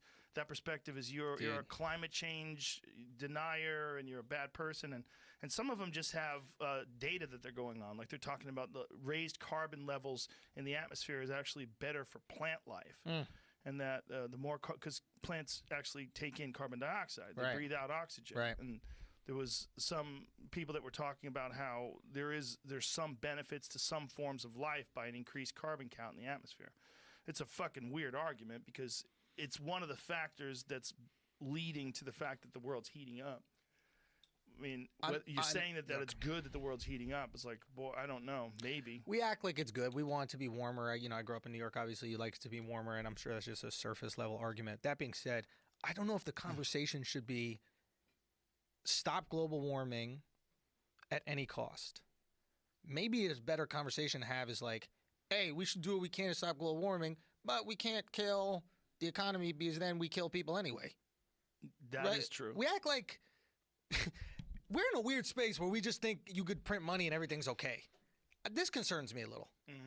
That doesn't worry you? It worries me. That's why the pandemic thing worried me, the shutdown, because it was like, it's not that easy to restart everything.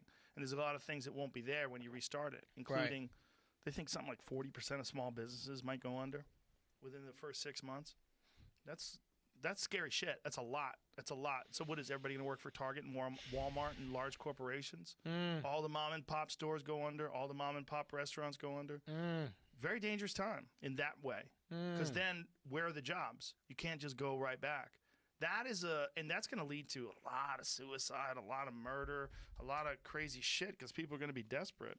That's one of the things they said about Northern California. They had more suicides from during the crackdown than they had from COVID.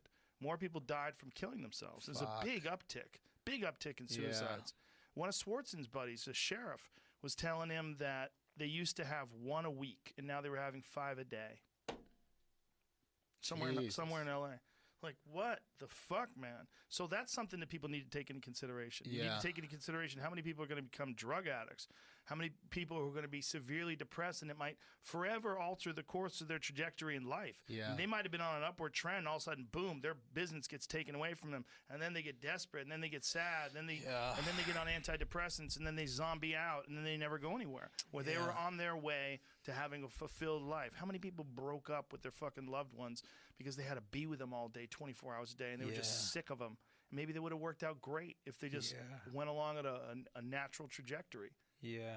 How about if you just start with a girl, you just meet her, you've been dating for a couple weeks, and like all of a sudden the pandemic hits, and you really like her. You're like, let's just live together, fuck it. And you're like, how long is it going to take? You tell your friends, like, you sure it's a good idea, Andrew? You've only known her for 14 days. We bought a dog. bro, we bought a fucking golden doodle, bro. Oh, my God. It's true. You ever call your buddy from a new number, and his girl answers the phone? Girl answers the cell phone. Right. Hello? Yeah, I'm calling for Greg. Who's this? Greg's friend? Who the fuck are you? That's the real question. Does Greg have a secretary? What is this? And he's like, oh, yeah, man, that's my girlfriend. She didn't recognize the number. Who got locked up? She didn't recognize the number. Oh, so she just answers your phone when she doesn't recognize the number? What? What are you talking about, man? Yeah. Can you imagine? Yeah, it's I don't know. I've been very lucky. Like me and my girl live together, and well, you would tolerate we've nothing had a less. great. Say again. You would tolerate nothing less. You're not a fucking moron. Yeah, that's the other thing. It's like I cannot function well in misery. Yeah, I won't tolerate misery. Dude, I would hate to be a woman working for a guy who wanted to fuck me. It would probably be horrible. Dude, being a guy wanting to work for like. Oh my God! There was a guy who was your boss who wanted to fuck you. Oh, I was thinking like a girl boss, but also that sucks. Girl boss would be rough too. But at yeah, least if a guy was putting a pressure on, like if a guy was really like rubbing your shoulders, like guys do to chicks at work, like laying the meat on your back a bit. Oh, I knew a casting agent that was a female that was kind of gross, and she would fuck dudes and get them roles. Yeah. Oh yeah, she'd throw it around. Really? Back in the Disney, son. Back in the 90s. Really? Got a lot of fellas on a lot of projects. Really? Did you get something? No. Yeah? but she tried to fuck one of my friends. That was the only thing I you're had to scared. call him off. Hey, hey! There was a girl. I shouldn't out her, but I'm not outing anybody. I won't say names, but I think there was a girl that worked at a comedy club in New York that would fuck a lot of comics and get them on the stage. I think that's how it worked. I mean, that's basically what this is Sam way Mitzi back in the did. day. This is way back in the Yeah. day. But did Misty? Yeah. But listen, here's the Mitzi- deal. yeah. Here's the difference. Yeah. I support that. Keep going. No one's getting killed. See, Right. what I'm scared about with women is Yeah. that men are physically stronger. Yes. When the man is physically stronger, the woman can just basically just fuck him. Yes. They only have sex with them. Yes. And if the sucky thing is, if it affects your career, I get that. But there's a big difference between that and worried you're actually going to get raped or Yes. worried you're going to get killed. What women have to worry about with guys that want to fuck them is creepy, angry guy type shit. Yes. With men have to worry about just lies. They have to worry about like hysterical lies and crazy people making things up, or Right. maybe the new boyfriend coming over to kick your ass. Yep. That's the kind of stuff you have to worry about. You have to worry about, less things. And you Yeah. don't have to worry about any of it during sex. That's what I was saying. If you're gonna, was it Andrea Lima? Who's the girl? Adriana Lima. Yeah. Adriana Lima. Joint. Basketball court. Nothing around. No physical Yeah. objects. Yeah. She can't kill you with anything. Yeah. If she puts her pants on, screaming and runs out to the car, Yeah. you got plenty of warning. You grab a chair. Yeah. You know what you're doing. What do you do? Keep away like a lion. Okay. Hey, Yeah. on a Yeah. fucking Yeah. chair. Hey. Yeah. Stop. Or if, Stop. one more time. Yeah. Yeah. one more? Is this But what we're doing? But my point is, like, it has to be an extremely psychotic woman for you to be actually worried about your life. Yeah. So if a girl comes over your house, you might worry about your wallet if you fucked up and you just barely know her, and all of a sudden she's rummaging through your house. Mm-hmm. But you don't worry about your life. Yeah, you don't worry about your life. If a woman takes a guy over her house, she worries about her life. Yeah, she's terrified. It's a different thing. Yeah. It's always gross when someone's using their power to fuck you. Mm-hmm. Whether it's a man or a woman, it's gross. But it's less gross when it's a woman. Yeah. But power, you mean physical power? No, well, physical power for sure. Yeah, I yeah. meant like power. Yeah. Like if they're your boss. Like That's if a Harvey slippery slope, Weinstein- though, dude. Don't you think? Oh, It's yeah, like yeah. you can't use power. That's the weirdest thing. Like less gross though. Less gross, but like that was But the biggest. not much. Yeah. Well, I don't know. That was the biggest issue with the Louis thing. Is like Louis, I think, said in his apology, he was like, "These girls admired me, and I used that or something like that." And I was like, "Who fucks someone they don't admire?" Like that's bare minimum. Yes. Of the person that you're fucking is admiration. Right. We just can't. We can't start labeling things as sexual misconduct. They're actually good qualities to have in a man. But he has power. That would have He's been negated. wealthy. But that would have been negated if he actually had sex with them. Then there was no issue at all. Right. The issue was he asked if he could beat off in front of him, and a lot of women find that disgusting. Yeah. That's the issue. If he said, "Do you guys want to have sex?" and they said yes, and Yeah. then they did it, there's no argument. There's no. Yeah. But if he said, "Do you mind if I beat off in front of you?" and they said yes, people still judge. Bro, that's the tricky thing about apologizing, bro. Dude, it's so. You know what's crazy about the public apology is that like when you apologize publicly, you apologize for whatever someone thinks you did. Yes. Not for what you did. You know what I'm saying? Right. So like if some girl thinks that he slammed the fucking door, held it blocked down, it. put an axe there, and Right. started fucking whacking. And want to see the fear in their eyes. Yeah, if that's what they think, and then he Right. apologizes for, and as he says, my actions or whatever. Everybody who believes that's what happened is confirmed. That's why I don't know if you could ever publicly apologize, because you just confirm everyone's suspicions when you do it. You have to clearly state exactly what happened for the apology if you apologize publicly. Yeah, he doesn't want to do that. His 'Cause it's version- embarrassing? Well, his version of it's very different than the version that gets spouted around. Yeah. And whenever that's the case, there's no way to know. Now it's a back and forth. There's no way to know who's telling the truth and who's not. But the very least, he had a funny bit about it. Where he was saying, even if they say yes, don't do it. Oh, yeah, if you're It's ever just- thinking of jerking off in front of somebody, even if they say yes, that's fucking Even fire. if they say yes, I don't do it. I heard a good hypothetical. Tell me what you think about this. God, Okay. I forget where I heard it. I want to give credit, but okay. You know how like if an artist does an unthinkable action, we cancel their art. Like maybe watching Cosby's Yeah. specials are fucked up, or Right. maybe you take them off the air. Well, the they Cosby took the Show. Cosby Show off the air because Right. of that. Yeah. If a scientist did some foul shit back in the day, like every Greek scientist would just bang in 14-year-old girls. No, dudes actually. Dudes, right? Yeah. Yeah. But it was okay back then. Okay. Keep going. This is interesting. Yeah. It was okay back then. Times change. Now it's not okay. Yeah. Right? Do we stop using fucking algebra? No, we don't. And I know there is a distinction. And I understand the distinction where like the art is like a piece of you and math is something that you find. Right. Math always exists. Right. That being said, I bet you there are some people who would cancel the scientists. Yes. And what if art, and I'm not one of these fucking like hippie art guys, but like what if art had like healing quality? You know, like some people like songs can lift their mood and like movies and stuff like that like can like ease pain and like ease trauma that they went through, you know? For sure. And it's like my girl has all these amazing childhood memories about Harry Potter. You know, so like anytime we're in a fight, I just put in Harry Potter, and then we're fucking everything's good, It's like right? Pavlov's dog. It's amazing, dude. That's It's hilarious. amazing. We just Sorcerer's Stone, boom, I'm back in it. Everything's That's fine. hilarious. But so what if you could make that argument where you'd be like, hey, this is very powerful, this is very important work. You can't cancel it. Is that the Michael Jackson effect? Like, did Michael Yes. Jackson make such good music? Yeah. That's the argument. It's more than art. Yeah, that's the argument with Woody Allen as well.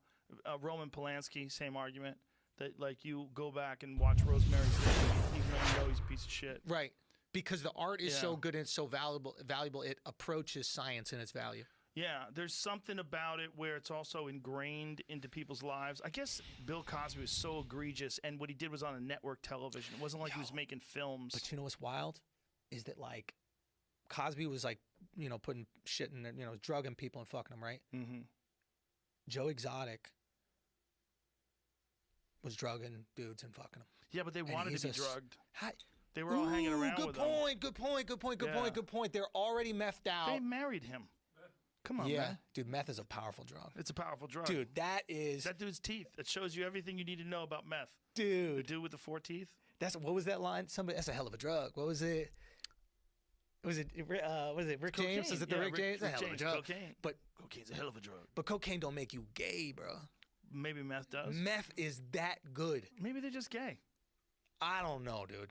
Maybe they just can be tricked into being gay. It's like we were talking about earlier. I really do believe that people can be talked into things. All kinds Gay? of things. Sure. For sure. Really? Yeah. I had a bit about it. Okay. I had a bit about Yeah, please. Mormons. Okay. Because Mormons, there was a thing called Proposition 8, and it was all about gay marriage. It was repealing gay marriage. And, you know, what was crazy was that the Mormon church spent a lot of money trying to repeal gay marriage. And I said, if anybody should be scared of gay marriage, it should be Mormons. Okay. Because someone can talk you into being a Mormon. They can definitely talk you into sucking their dick. They just need more alone time with you. Like you really believe a 14-year-old boy found golden tablets that contained the lost work of Jesus, but only he could read it because he had a magic rock? Like if some guy can get you to suck his dick, he's just got to be around you long enough and tell you that the prophets told him to tell you that there's wisdom in his dick, and that you have to do something that seems horrible to get the glory of God. 100% guys have done that. Do you remember that documentary that came out about the guy who like fucked the whole family? Remember he Yes. fucked the Yes, mom, the yes. dad, and the kid? Yes. They were Mormon. Oh no! Of course. Interesting. Here's the But other I thing still, about I don't know. Mormons. I don't They know get, about. they get super gullible when they're in that fundamental religion that doesn't make sense. Right. People that buy into religions and grow up in religions that don't make sense. Yeah. I know a lady who was a Mormon, and she actually admitted this. Yeah. It was her admission that made me think about it. Yeah. She goes, I have so much vulnerability when it comes to people who are like crazy yoga guys Okay. or cult members. Yeah. Like I buy into it because she grew up her whole life in this fundamentalist religion where you just believe nonsense. Uh-huh. So you're used to handing over your consciousness to nonsense. Let me see if I can poke holes in it. Let me see. Let me see here.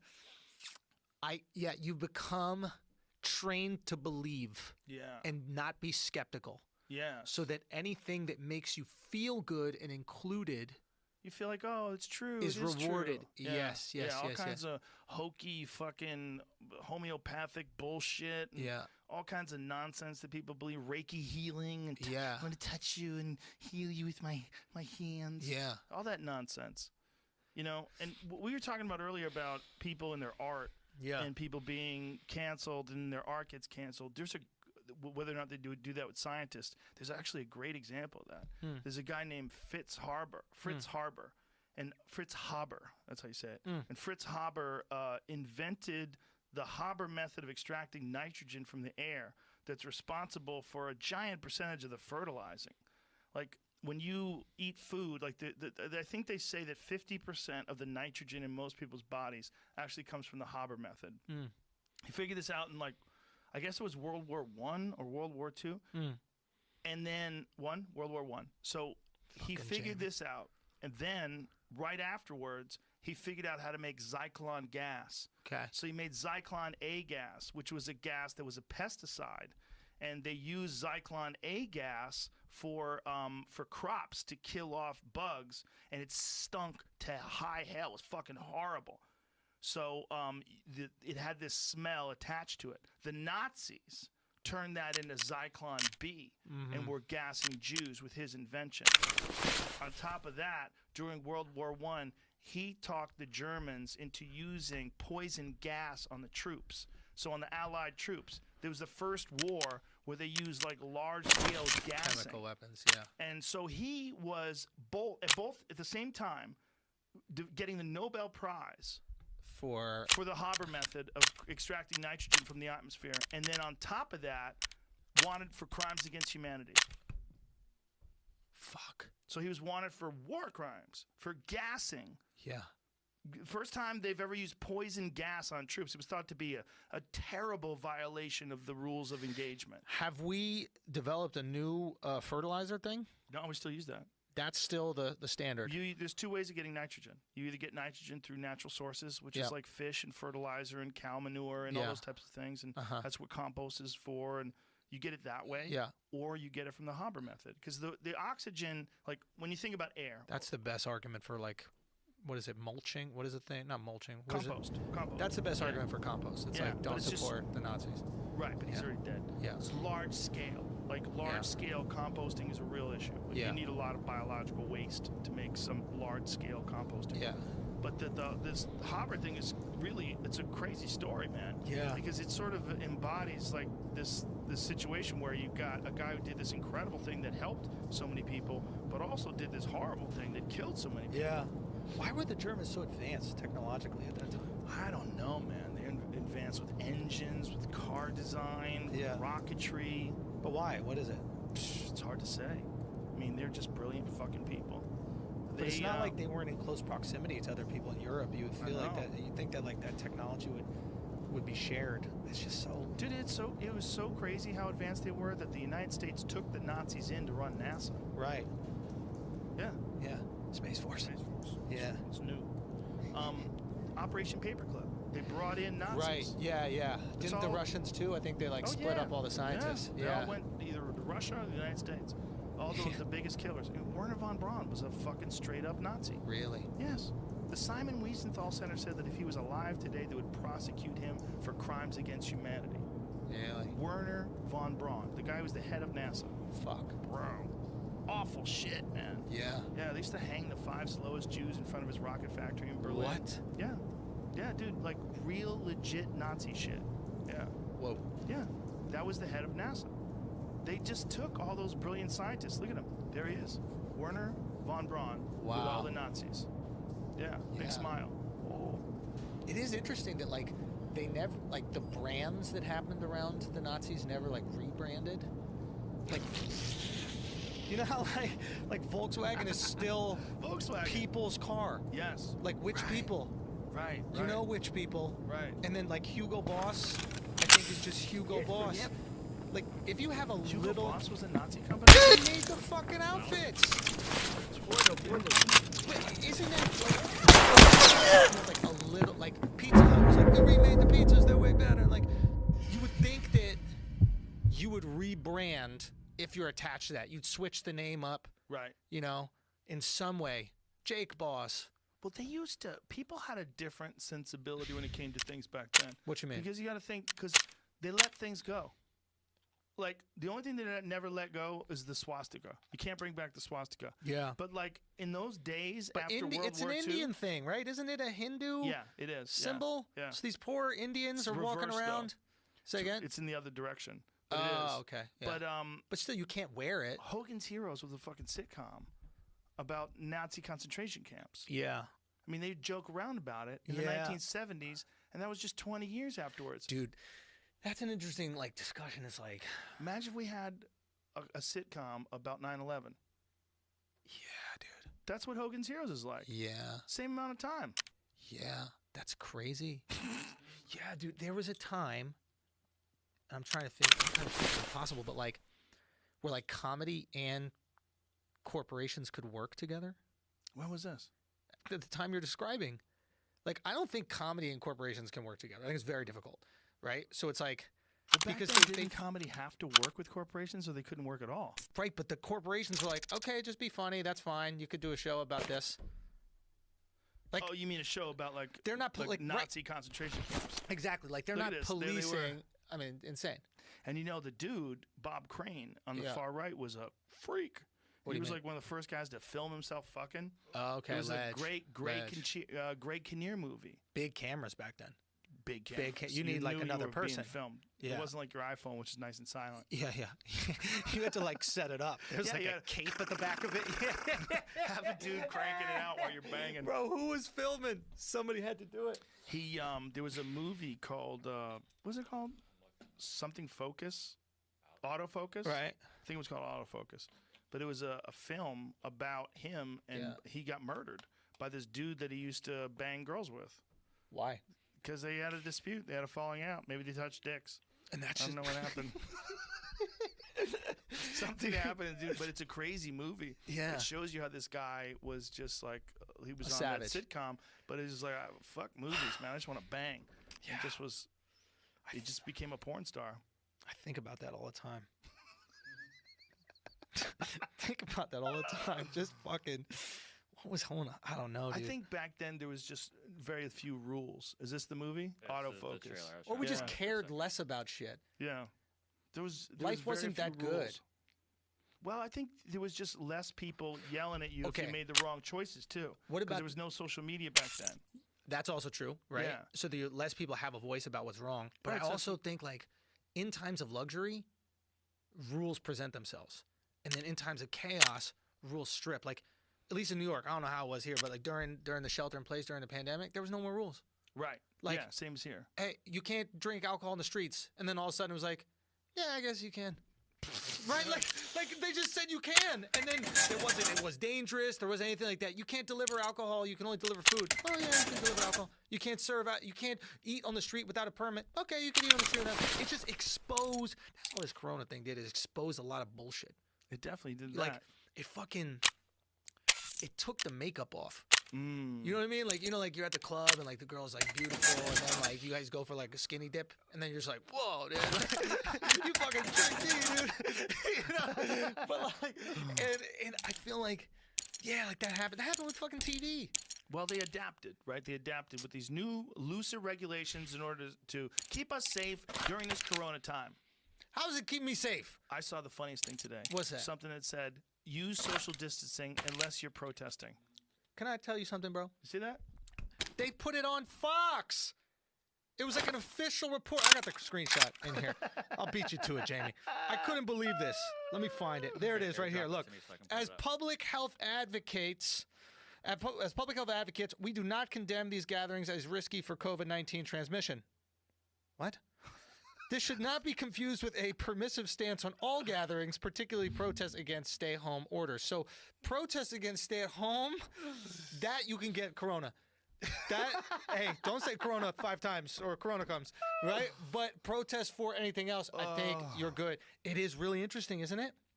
It's pathetic. What because if? it's tell me like if this you're is saying, it moves the unethical. curtain. But what if? Tell me if this is right. What if we, in support of Black Lives Matter, donated a percentage of all of our live shows so that we could have full audiences? Ooh. Now it's a public gathering in support of this cause, and we're putting money towards the cause, putting money more in our mouth. Now, some people, of course, say you're using this cause to perform in front of more people, and you're right. Yeah, but at the same time, we're doing the right benefiting. thing. Everyone's benefiting. It's mutually assured. That would be interesting. I'm just but then you're giving up your power to whether it's Black Lives Matter or whatever. You're giving up your ability to just have a show. It's based in it really should be that you want to give money to valid organizations, right? Of course. But the idea that you could get away with it, like if we have like a 3-month exemption window where you could have full crowds until they lift it. You can only have full crowds if you give 5% to fill in whatever the blank, whether it's Black Lives Matter, whatever people decide. Isn't this how they treat rich people anyway? Hey, rich people, you got to pay taxes. Yes. Unless, of course, you'd like to donate to a charity, and then you don't have to pay that in taxes. Exactly. You could take some of that out. Yeah, that's true. In that way, you can kind of decide where your taxes go. And then who wins? These organizations that are truly trying to help people. But then, will the organizations drop it after a while? Like, when do you have to keep paying them? Oh, it's like... And what happens with them? They become a big corporation, and then they shame people for not paying. Right. And then it becomes a thing, like, if you don't pay, you don't care. They have power over you. And this is one of the things that happened with COVID. Yeah. With the people that were screaming, wear a fucking mask, wear a fucking mask. Oh, they yeah. have power over you to tell you to wear a mask. Are they really concerned? Is that what's really going on? Because it turns out historically they were wrong. They were wrong, They were wrong. And yet you can't go to places. I went to tacos in Santa Barbara yesterday. I had to wear a fucking mask. Can I tell you? They're good tacos. Where'd you go? Because I was in Santa Barbara, too. We had this banging conversation. fucking Do you remember the tacos. place? I don't. Some outside joint. It's the shit. I went to an outside joint. I was probably right there with you, bro. Shalhoubs? I don't remember the name. It's called Shalhoubs. Could have been. They go, please put your mask on as we take you to your seat. Now, when we're at your seat, you can take your mask off. Hilarious. Can anybody explain to me what they thought I was going to do? In the 10 Spit feet on before. people. Not only Shame. that, that's L.A. now. L.A. is opening up restaurants, and I had my friend Janet and Evan. Janet is the owner, and Evan is the lead chef of this restaurant, Felix, in Venice. Okay. And they said that when people are in the restaurant, people have to wear their mask until they sit down. Then when they go up to pee, if they get up to pee, they have to wear their mask. If you go to leave, you have to wear your mask. There's no science. There's no science. You're all in a box together, and this is a intimate restaurant in Venice. It's not a big restaurant. It's the weirdest time. It's fucking dummies that they fucked up the first thing. Now they're fucking this up. Yeah, because they just don't want to admit they're wrong. They just don't want to admit they're wrong. I get it. I've been in that. I've been in that argument. You're with a friend or with your girl or some shit like that. New Zealand lifts What's lockdown as it declares virus eliminated for now. And what did they do? Well, there's only like 1 million people there. No active coronavirus cases and no new infections. Wow. But you can't go over there. They're like, get out of here, you dirty bitch. Yeah. They have a beautiful country with very few people. I mean, I think the whole population of New Zealand is like, what is it, like 10 million? They are letting some exceptions though. Some people can come in? Yes. Like us. For instance, Like, we James got a Cameron test. and the people making Avatar 2 have an exemption. Oh my goodness. So there are exemptions for professional purposes. What if, Well, if you had a show book? What if Andrew and I had... What if... a style bender could talk yes, to somebody. Yo, we gotta go Andrew and see I with Izzy. Stylebender. Hey. What if we had a show? Talk to your boy. We might have All to we do have it. to do is take a test. How about I take a test? There's no way to take a test without shoving that fucking thing all the way down my it's so nose. easy now. The new one. What's the new one? Just a little Q-tip. It just barely goes in the inside of your nose. And then done. And then you're done. Yeah. I haven't taken a test. I've taken 7 of them, I think. And now. you're passing? Yeah, every one of them. Yeah. I don't know, dude. I don't know. I don't think maybe I got it. I don't know. Maybe I Do you had take it. vitamins? No. Never? No. Yeah, I don't know. I think I got, I don't know. Like, I knew I was over it. Say again? How well do you eat? I don't know. I just eat in the morning and then in the afternoon and then at night. Yeah, I don't eat a lot of bread and I don't eat a lot of refined sugar. None. I try to cut them all out. That's good. Yeah, That's and my girl's an amazing cook, so she throws it down. Oh, there you go. And then so you're eating healthy. I'm healthy. Yes. I try to exercise, but like I did it, I was like super, put the lotion on the hands and cover everything up for like maybe a couple weeks, and I was like, nah, this is not gonna happen. I was nervous. Yeah. I'm not gonna lie. In the beginning, 2 I was weeks terrified. though. Yeah. When did you stop caring? I knew the moment I stopped caring. Well, I got my first test. I took my first test like maybe 3 weeks in, Yeah. and everybody was clear. I was like, all right, we're all good. We're all Yeah. good. My whole family was good. And then I started testing everybody in here. Yeah. And then I knew 8 people that got it. Yeah. And the 8 people that got it, everyone was fine except for Michael Yo. Michael Yo got it pretty bad. Yeah. But in the interest of telling the whole story, if anybody ever have heard this already, I'm sorry. But Michael Yo flew all the way to New York, no sleep, does fucking press, does radio, all that shit, did 2 shows, did 2 shows the next day, flies back home, no rest, gets in a car, drives to Vegas to see his wife's family, hangs out there for a little bit, drives home same night. Next day, auditions. Next day after that, more auditions. So you got no sleep, worn out, a lot of travel, stress, and then audition stress, and then boom, it hits him. And it hit him pretty bad. And then he got on Advil, and he said that once he started taking Advil, it fucking spiked, and he got real bad, wound up being hospitalized. Meanwhile, his mother got it. And she's in her 70s, I believe. Yeah. Kicked it in a day. Yeah. One day, because she wasn't traveling. She wasn't wearing herself out. She eats healthy, whatever the reason is. I firmly, and he also had deficient vitamin D. That was a problem with Michael. Yeah. I think Mike just caught the perfect storm of being tired. He felt like he might have been run down already, like maybe he had a little bit of a cold. Yeah. Then got the COVID. Yeah. And got the COVID with a bunch of his friends, and I think they were all fine. They all got it. They got sick a little bit, but then they walked it off. Yeah. I think that's the case. But he got it real bad. Yeah. But he's the only one that I know that got it real bad. Yeah. Everybody I know that got it, they got sick, they coughed a little bit, and then after a while it was over. Yeah. It's just tricky. You just don't want to kill your dad. You don't want to kill your mom. Like, that's really what it comes down to. Like, I don't give a fuck for... We said, like, the guys that work with me, we all basically said, yo, if one of us gets it, we all get it. Yeah. And that was the thing. We just kept each other's working all mouths, the time. right? Like I mean, guys. yeah, you know, just white boy fun, you know. Yeah, like, it's regular what shit. we do. On a Yeah, bowl. yeah, yeah. The other thing is hunt a with bull? on a bowl, like spit in each other's mouth while you're riding a bull. That's white boy shit. Yeah. One of the things that they were saying is that kids. Yeah. They were like, my kids. They were like, you know, we don't know if they're ever going to be able to go back to school again. Might have to do remote schooling and all this different. I'm like, kids aren't even getting sick. Yeah. And if they do get sick, it's not very many of them. Meanwhile, you don't shut down shit for the flu, and the flu kills kids. Yeah. This disease kills an incredibly small number of children. It's always a tragedy when a kid dies of Obviously. any disease. Yeah. So it's not like we're saying that those kids don't count. Right. But to say that it's dangerous for kids, it's like it's dangerous for a very small number of kids. Yeah. Very, very small. The flu is dangerous for all kids. The flu fucking kills kids. Right. You don't test these teachers to see if they have the flu. You don't test the security. You don't test people. You tell them if they have the flu, stay home. Yeah. People get the flu all the fucking time. Yeah. And last year in America, 61,000 people died from it, from Yeah. the flu.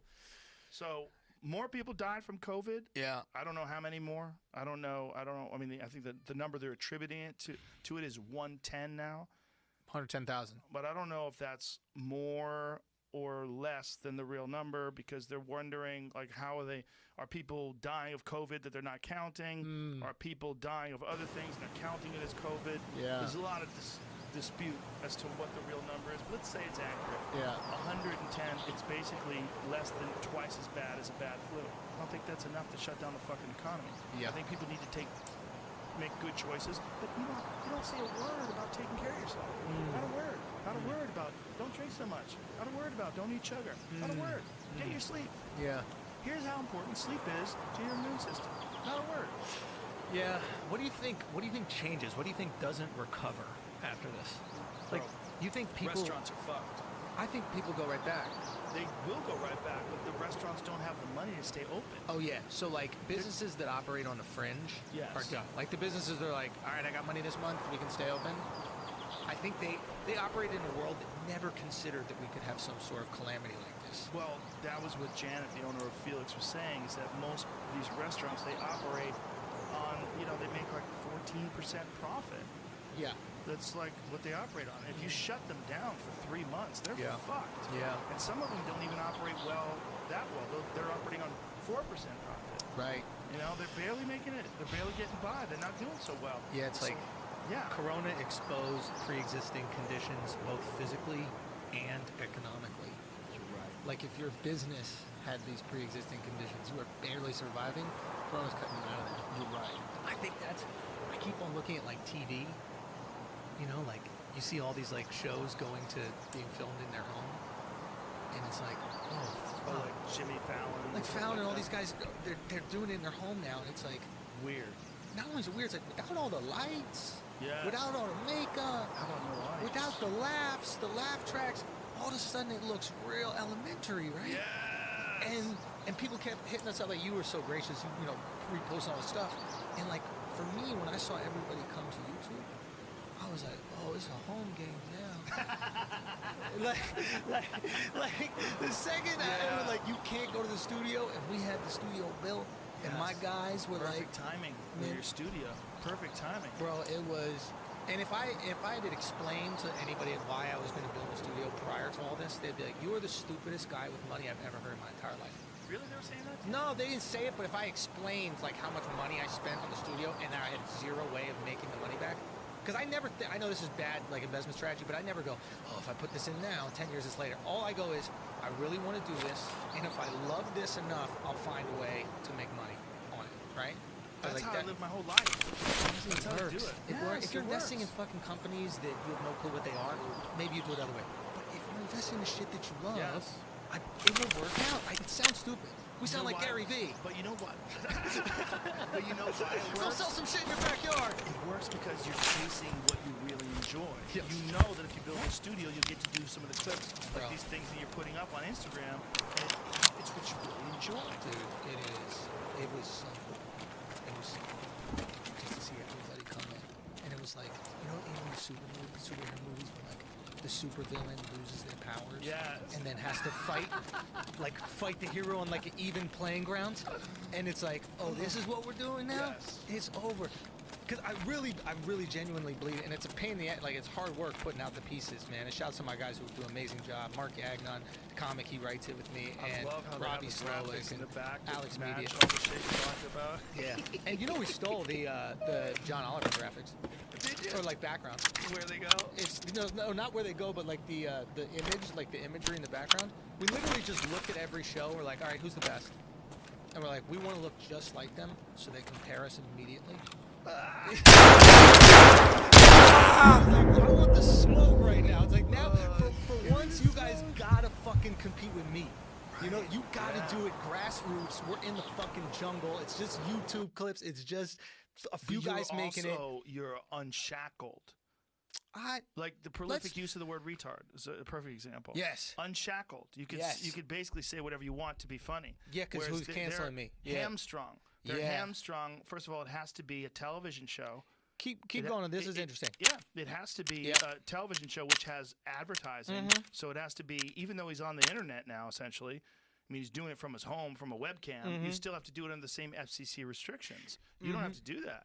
You're buck wild. You put it on YouTube and putting those clips up on Instagram. Not only FCC constrictions, DNC constrictions. You know what you got to say? Yes. You know you got to toe the company line. You know, it's like... Yes, you have affiliations. Honestly, I really believe the reason why our shit blew up so quick, outside of you reposting it, obviously that's magnificent. Thank you so much. You're but welcome. like... Keep doing it. I 100%. I'll keep posting it. We will. I really believe, and I think it's a similar effect to what happened with you guys, which was we just said the truth. Obviously in a funny way. It's 5 minutes, jam-packed, a fucking laser beam, somebody who needed some bars this week, someone who needed to be told that they're fucking idiots. Right. But we said the truth doesn't have a party. And if we just find truth, and I'm not talking about statistics or any of that kind of shit. I'm literally talking about gut feeling. Funny shit. What's when you funny? look at Biden, you're not going, this is a president. Right. Right? You're not going. You're not saying that at all. No. So it's like, and I'm just sitting here, I'm going, is nobody fucking talking about this? Like, I'll message some guys that work for CNN. I won't say their names, but I'll just DM. I'll be like, bro, I appreciate your support. You're great. You're sweet. Is he senile? They'll say yes. And I'm like, why aren't you saying it on a fucking TV? Because they want him to win no matter what. I know. So They everybody's just don't want Trump. This is the thing with the what I was saying with like corporations and comedy. What do we do as comics? We make fun of the absurd, the fucking asinine. We make fun of institutions. That's what we do. Right. You and I will be out there. We'll be fucking playing pool, and we'll be thinking about these institutions that we want to give justice to in a weird way. We give justice with words. Right. We're like, you're not going to get away with it. And that's what we operate. We operate in the space like, oh, no, you're not getting away with it, right? But right now, there's such a cost for saying the wrong things, even in your friend group. Even your friend group. So what we basically said is, when we sit down, we're like, okay, I know I feel this way about something. We're going to construct an argument around this thing that is true, that is so solid. Yes. I don't care if you're on the left or the right. You cannot refute it. Right. And it's fucking painstaking. Yes. But it works. And the coolest thing is seeing these people on the left and the right watch this clip, both find it funny, and both agree. And you realize 99% of us are not left or right. There's one fucking issue that takes us over. We're literally in the middle, watching these idiots on either side of the extremes say stupid shit we don't give a fuck about. 99% of us are right here. And There's then a lot of us in the middle. 90% in the middle, and then abortion might take us left or right. But the rest of stuff, War, like the economy, is a few things. But the thing about the Biden thing that made it so maddening is it's not like he's the only one. It's not like they didn't have a lot of other candidates. It's not like there wasn't a lot of other people they could have put in office that people would have voted for over Trump, including Bernie. Because guess what? Right now, Don't get me started on if Bernie Bernie, was bro. running right now, if Bernie was still in the heat right now, he could have won. You know the term a lot of people are saying, like, don't talk about the good cops, because if they were good, they would have called out the bullshit. Right? Yeah. That's Bernie. In a lot of ways, right? Bernie is, and I fucking supported Bernie, man. Not because I agree with his policies at all. I just thought he genuinely wanted to help. He didn't want to win. He seemed like he wanted to help. And I was like, I'll support a guy that wants to help. What was the building that didn't show up to vote for? I don't know. There was something, Jamie, what was that thing that had to do with, it was in the Patriot Act. It was a new revision that everybody was freaking out. All the progressives were like, Bernie didn't even show up for this. Like, that this is really important. It was, it had something to do with surveillance. What does it have to do with? Put it up. Oh, okay. Well, check this out, man. Yeah. If you want to be mad at him more. The Senate voted to let the government keep surveilling your online life without a warrant. Yeah. So, for this, failed by just one vote. And it was Bernie that didn't show up. Here's the thing with Bernie that I'll say. Okay, hold on a second. Wait a minute. Many senators wanted to forbid the government from secretly collecting information about your internet habits, but an amendment failed by just one vote. Meaning, if Bernie was there, he could have made that thing fail. Could have stopped it. But he didn't. Yep. He didn't. That is fucked up. Look. Two others, Ben Sass and Bernie Sanders, didn't respond to requests for comment on where they were during the vote. Yeah. Couldn't vote because he's quarantined. What? So one guy said he couldn't vote. Lamar Alexander couldn't vote because he's quarantined. Why didn't they just ask him? Hey, Lamar, can we get you on video? How you voting? Yay or nay? Yeah, why do you need to be in the room? Right. And then Bernie didn't show up, and they didn't respond to a request for comment on where they were during this important vote. That's like exactly what you were talking about. This is another great example. The most egregious example to me is you got ass raped by the DNC twice. They bent you over, no saliva, and fucked you, and you didn't say shit. Just fucking say it, dude. Now, granted, you weren't good enough. Trump is an example of someone who was good enough to beat the party that didn't want him to be there. Right? Like, nobody in the Republican Party wanted Trump to win. Right? But then they all eventually got behind him because he told the company line, whatever. He wasn't good enough, and also the Democrats have systems that don't allow that shit. You know, these super delegates and all this bullshit, right? I love it when the Democrats talk about why do we need to abolish the Electoral College? What about your primary? Yeah, twice It's like, fucked this old man up. It's like, it's crazy. But the thing is, like, you could have done it, man. You had the opportunity. Well, how about the fact that they all backed off at the same time and allowed... They set his ass up.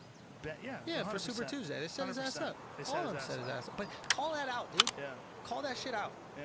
He's not that guy. I mean, I don't know. I mean, he seems like a really nice guy when I met him and talked to him. I think he's maybe too nice. But the fact that he didn't vote against that, though, the ability to just surveil you anytime they want without a warrant, Yeah. It's weird. I mean, I assume they're looking at all that shit anyway. Of course. Yo, they're definitely your shit. You think?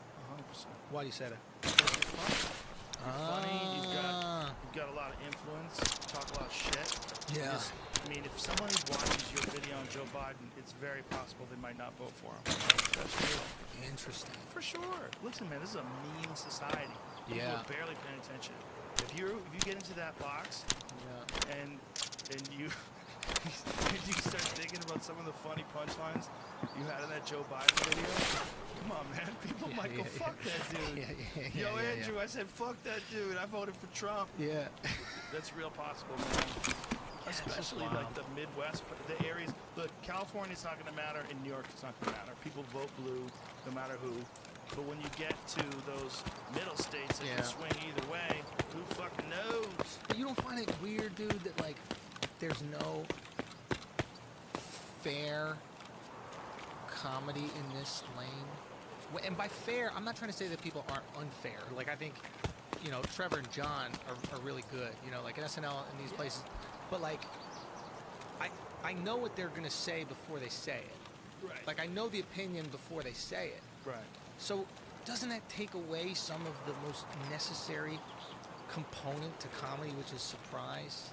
Well, it's what Dennis Miller did back when Bush was president. Right. Do you remember that? No, what do you do? Wouldn't make fun of him. Said, I'm gonna give him a pass. He's my friend.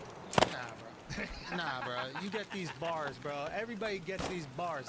That's what you gotta do. You gotta write the ecosystem. That's what I hate overinflating our importance as comics, because I know a lot of people can do that. But I really think we're here to manage the ecosystem. Well, you know, in other cultures, it's actually an important function. Like in the Lakota, you know, the Lakota Indians, they had a thing called a heyoka. Yeah. And a heyoka was a guy who made fun of everything. He was a clown, contrarian, who mocked all the important things. Yeah. And they were like, I mean, that's, my tour is called Sacred Clown Tour. That's why. That's like, that's what heyoka means. Yeah. To the Lakota, it's a sacred crown. They understand the importance Sacred of it. crown, sacred clown. Yeah. Someone who makes fun of important things, because it's important. Anything that you can't make fun of is bullshit. Yeah. You can't make fun of it. Yeah. Like if you say, you know, the Lord's name in vain. Yeah. You can't say that. Don't say God damn it. Like really. Like what are you saying? Like why can't I say it? What is it about not being able to say things? What is it? Well, people have power of you. They can tell you that you can't say those things. Well, and whether it's talking about certain subjects or using certain words, it's all the same thing. It's people enforcing their ability to call you out and have control over you. But and that's the thing where it's like, where comedy institutions are tricky, because you can't make fun of the institution you're in, right? Right. So you have to make fun of the opposite institution, even if you don't necessarily believe that way. Right. So all these institutions tend to be left-leaning. They only are allowed to make fun of the opposite institution, right? So here we came in literally just in the middle and going, oh yeah, the joke is actually right-wing today, or like, yeah, the topic's actually left-wing. We balance side by side, but it's not based on what the institution wants us to be a part of. Right. It's literally based on what the joke is and what the best version of the joke is, and what I guess I would call like truthful. What is the truth? Like, I want to make the argument so you're not fucking scared to talk to your friends about how you feel. Bro, if you tried to pull that shit off on NBC, they would pull you aside. Dog, this is... They would have a conversation with you. This is... It drives me crazy, man. It's like... Honestly... maybe it's an unpopular opinion, I don't know. It's like... I'm really impressed with like, Trevor and John's... John's got great writing. Bro, they're great. John is really great. The writing's really great. It's produced well. But I'm impressed that they even do it. Like, imagine like moving to another country and then immediately making fun of half the country that you've never even visited. You got some fucking balls. Like, if I moved to England and I lived in London and just trashed Northern England on a TV show, I would never feel comfortable doing that. I'd be like, I don't know enough about y'all, and like, that's weird for me to just do this for a living, guys. That's not weird to you? It's weird. Like, how accepting is America? We just let people just come and just you never lived in Alabama? Alabama's a punchline. Have you ever lived in Alabama? Arkansas is a punchline. Have you lived there? You know what I'm saying? It's just shocking to me that you could feel comfortable doing that. And then I hear all these jokes about, like, calling out the greed, like conservative greed. And it's like, you guys could make tons of money in your own countries But you came here because you wanted more. You wanted more money. That's definitely true. I'm just saying, dude. It's just...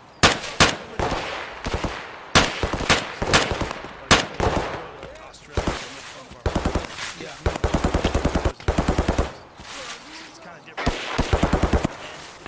And the other thing that's an issue is we get hoodwinked by salesmen with British accents every time. Keep going. Whatever it is, watch late night TV. Someone's trying to sell you a fucked up mop that you don't really need.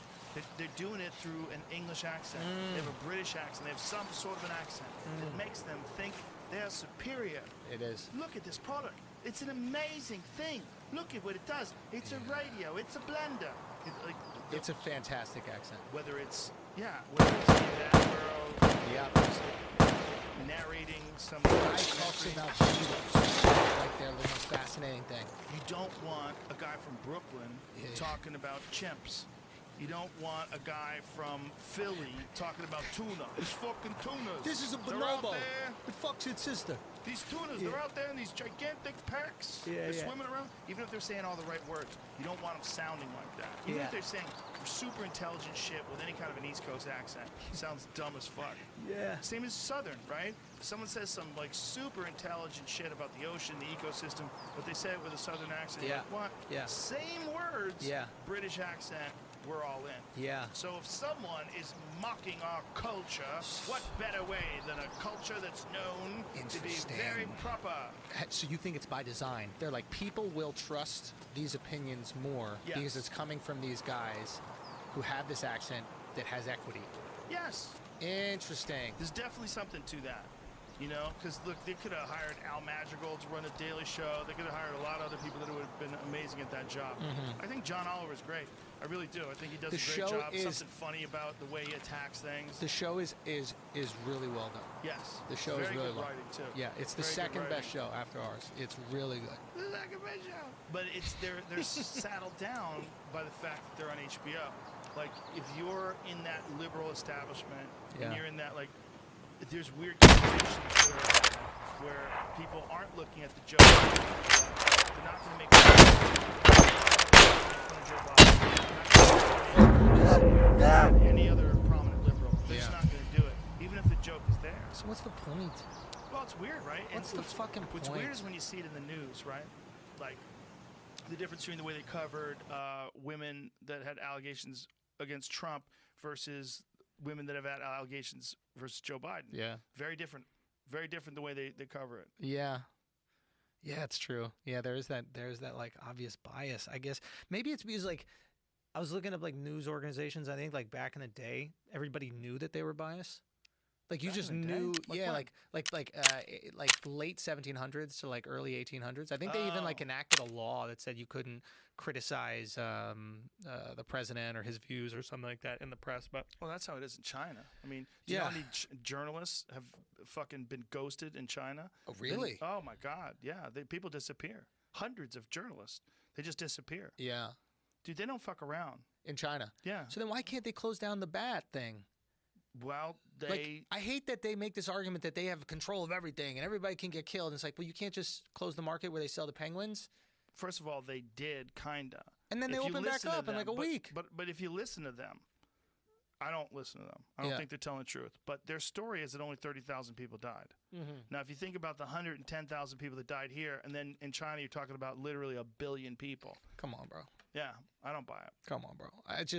It's a weird time, man. It's like, and I'm surprised these corporations don't get it. Like when you see platforms like this, which literally let people speak, and they have different opinions and different points of view, and you see the entire world gravitate towards it because we're addicted to truth. Yeah. Like we like truth. We like to confirm our bias. We like even more of the truth. You know what I mean? Like there's a reason why conspiracies are so fun, right? Because we're like, wait a minute, is that the truth? Like, what's going on in here? I want to really know. Like, deep down, don't you really want to know what's going on? You want to know how all this shit works? Oh, yeah. You know? So it's like... It's exciting. Yeah, man. It's also, people like to solve puzzles. That's why that you go and, you know, you play games. People want to win. Yeah. want to solve things. If I Yeah. can catch you being a lizard person behind the scenes, look at that. The fucking world's flat. I knew it. Yeah. Look at the evidence. There's so much evidence, man. I'm telling you, I'm gonna Yeah, change your mind. There's a lot of people that want to tell you about things. Yeah. You know, I got a dude just sent me a Bigfoot thing the other day. Smart guy. Believes in Bigfoot. Yeah. Charlemagne believes in Bigfoot. Does he? 100%. Yeah. Well, it used to be a real thing. That's the problem. Yeah, it used to be Gigantopithecus.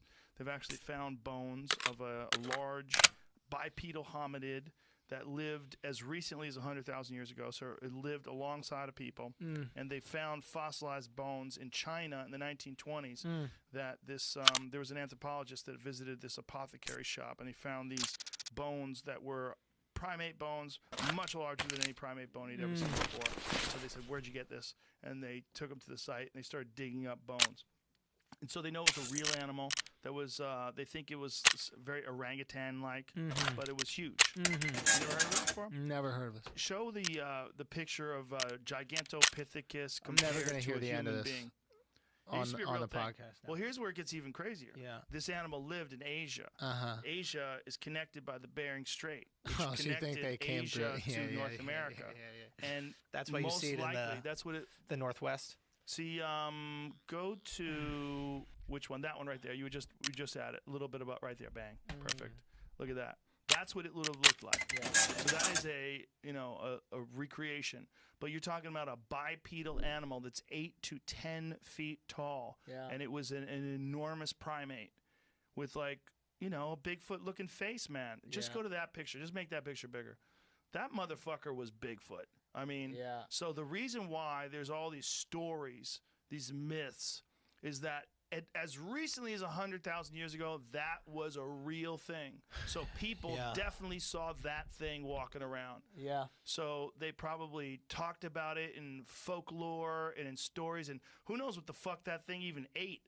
I mean, it might have ate people. We don't know. I don't know. I mean, there's a lot of primates that eat other primates.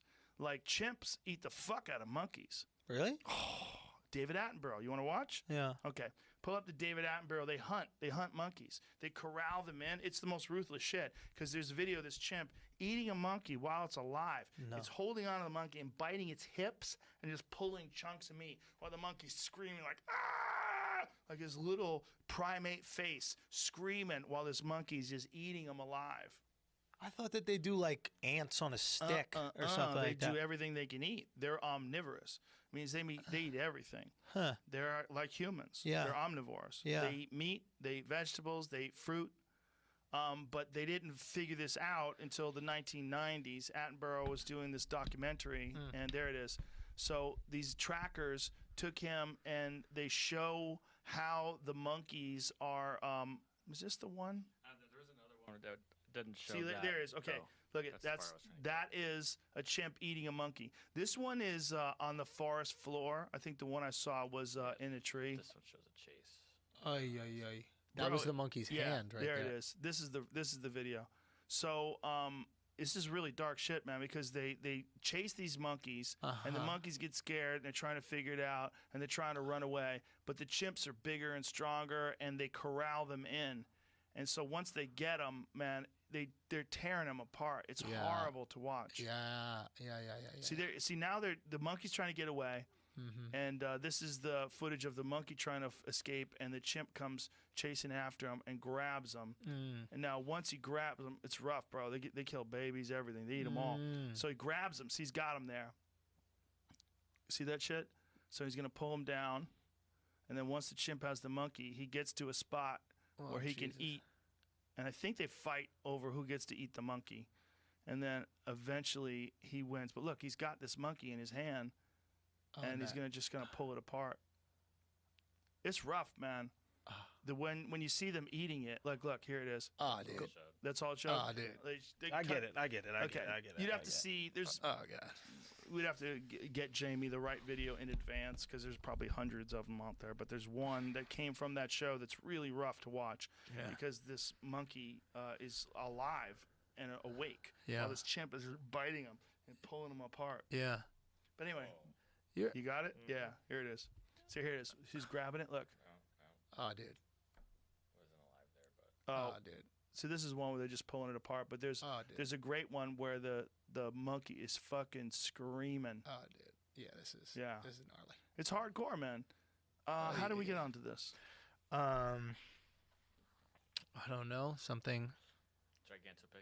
Oh, Gigantopithecus might eat people. That's what it was. Thank you, Jamie. And why were we on Gigantopithecus? Oh, it Bigfoot's was... real because Charlemagne believes in Bigfoot. Oh, yeah. Bigfoot was a real thing. But here's the thing. Did Yeah. that thing eat people? I don't know. If a chimp can eat a monkey like that, Yeah. why wouldn't that thing eat a person? We're the monkeys. Yeah, probably eats everything it we're can. the monkeys to that. thing's so big. If that thing was omnivorous, and I don't think they know if it's an herbivore. I mean, they didn't even know chimps were, like, again, till the 90s. Yeah, this is just so... All this shit is so odd. Like, the deeper you go down the rabbit hole, the less you understand, man. So where you see Bigfoot, like if you're one of them Bigfoot freaks... In the north... It's all in the northeast. Northwest, yeah. The northwest, rather. It's all... I mean, there's sightings all over the country, but that's just because people are full of Predominantly shit. over there. I think it was most of it was in that spot. And I mean, that's a rainforest up there. The Pacific Northwest is so dense. I bet it probably lived there for a long time. Yeah, but you know... And then died off. That's all you need. You need, like, a shred of truth for stuff. Like, I remember when I was in Egypt, right? And I texted you when I was in Egypt because I watched every one of your I'm going to Cairo to, like, see the pyramids, right? And I realized I haven't even really researched the pyramids. So I do this deep dive, and I'm watching, like, Graham Hancock, and there's another guy that you had Randall on. Carlson, Dr. Robert Schock. Maybe that was it. Yeah. I don't know, but like I'm just watching. Dr. everything. Schock is the geologist that he was the one. He passed recently or something like that. No, he's still. John Anthony West. John Anthony West. Yes. Yeah, him. Yeah. Okay, he's the godfather of it all. Yeah. And I'm watching everything. I'm obsessed, and we go and we check them out, and it was the single most like unbelievable thing I've ever seen. It makes you like question reality a bit. Really? Yeah, like I get why people go, "Oh, aliens." In the same way, like, have you ever seen the Northern Lights? No, I haven't. But like, only on video. You see them in real life, and you're like, "Oh shit, what's going on?" Like, all right, God, all right, yeah, like it's believable. And where'd you see them? Alaska. Oh wow. Yeah. I did some comedy just up there. to see them? No, I did comedy. Yeah, not in Anchorage, the other city. Juneau? No. It's like a little military city. Fairbanks. That's really far north. Right? Yeah, That's cold up there. Yeah. What time of the year was it? I don't know. Cold? August? I really don't know. I forget. But maybe fall. Yeah, maybe to see the fall or Northern something like Lights, that. it has to be like the winter time, right? I don't think it was winter. No? I would remember if it was like cold. Oh, okay. But I think in fall, if it gets cold enough, you can see them. I saw them one day, the second I landed, Is it right wild? after the airport. Just fascinating. In the same way with the pyramids, like I remember watching them, and I'm like, okay, this question's reality. Like things are different now. And I remember reading or watching the videos, and one guy said like time or like human progression isn't linear, and that was the coolest argument I've heard for it. Yes. The idea that like a society could pop up, be somewhat insulated, so they had tons of time and like wealth, and I guess wealth would be in resources back then, develop technology, die out, that technology never goes to anybody else. It just exists and then dies, and then a few thousand years later, another group of people end up going there like, oh, this is some cool shit, I'll hang out, right? And that is the most reasonable explanation for me. Is that there and then they start exists building on that old stuff and trying to figure out how they did it and do their version of it. Yeah, there's a bunch of different very distinct construction styles. Like, isn't that how we are as like humans? Like, okay, the Empire State Building is in this neighborhood. That's a cool building. Yeah, I want to build a building over there. Yeah, how the fuck do they do this? I want to hang out. This is cool. And he broke it down in this dope shit. He was like, that specific spot is that there's an impenetrable forest on one side, and there's a desert on the other side, and there's a river that when it overflows, just fruit and vegetables just start sprouting out of the ground. And it's like, oh, this is how you would be able to have the wealth and time to develop cool shit. Exactly. Like, of course, we're developing cool shit in America because we're not busy fighting motherfuckers in our country all the time. Like, yeah, Elon can develop all these cool things. Drill a hole in the ground. Why? No one's got nothing else to do. Right, we're not in war. We're not we're here. Right. Like, if you were at war constantly, how could you develop? Right. And they were free for like thousands of years. Like thousands. Of course you're going to develop cool shit. You'll find like, I'm not talking about like internet, but obviously cool water technology. I mean, it completely is plausible, but how they describe it, no way. And you know it's not the same human beings because Cairo's a dump. Like, Cairo is so awful that there's no way that the people who made Cairo also made the pyramids, which are perfect. There you are. Look at you, handsome bastard. Look at those sculptured cheeks. Jesus, son. Baby. I mean, it's just, it's unreal, dude. We like 23 walked weeks on them and ago. shit. Half a year. It was unbelievable. That was a different time. I mean, look at this. The structures, man. Look at I can this. imagine seeing them in real life. Look how small the people are compared. God damn, that's big. I mean, you just can't fathom it. That's a big fucking building. And what's crazy is it used to be covered in smooth limestone, but these fucking people that built Cairo, they pilfered all that shit. Yeah. They broke all the chunks off of it to build other cool things. Yeah. This was a cool little trip. That's Morocco, I think. No, is that? What was? that's Egypt. Did you feel safe wandering through the streets there? Was it a little sketch? I didn't do a lot of wandering. I had my girl with me also, so that's always like a different thing. And it's like, I was told. I had a guy who I knew. There's a comic that was out there, and he's like, "I'll show you around." So we did that with them. A comic in Egypt? Well, he's a comic in New York. Fadi, shouts to Fadi. Guy's having a hard time getting controversial jokes to go over. Not gonna happen. Not gonna happen, dude. Kill you quick over there. Oh yeah, yeah. We're really lucky. Like, the shit we complain that we can't say is really funny. What do you mean I can't say retarded? But you can. You just did. See, this is the thing. Like, because we're not on a network that's controlled by some sort of a business that worries one way or another. Right. This business worries when people aren't controversial, because then the podcasts don't do well. They're boring. They want chaos. Yeah. Like, you know. Well, chaos is the antidote. I mean, that's the. Well, it's also you know what we're saying. You know, we're not talking about people like if you're on this podcast, you're saying things to be funny. Right? Yeah. That's what you're doing. Yeah. If you're making points, you're making interesting points that you think there's really a valid,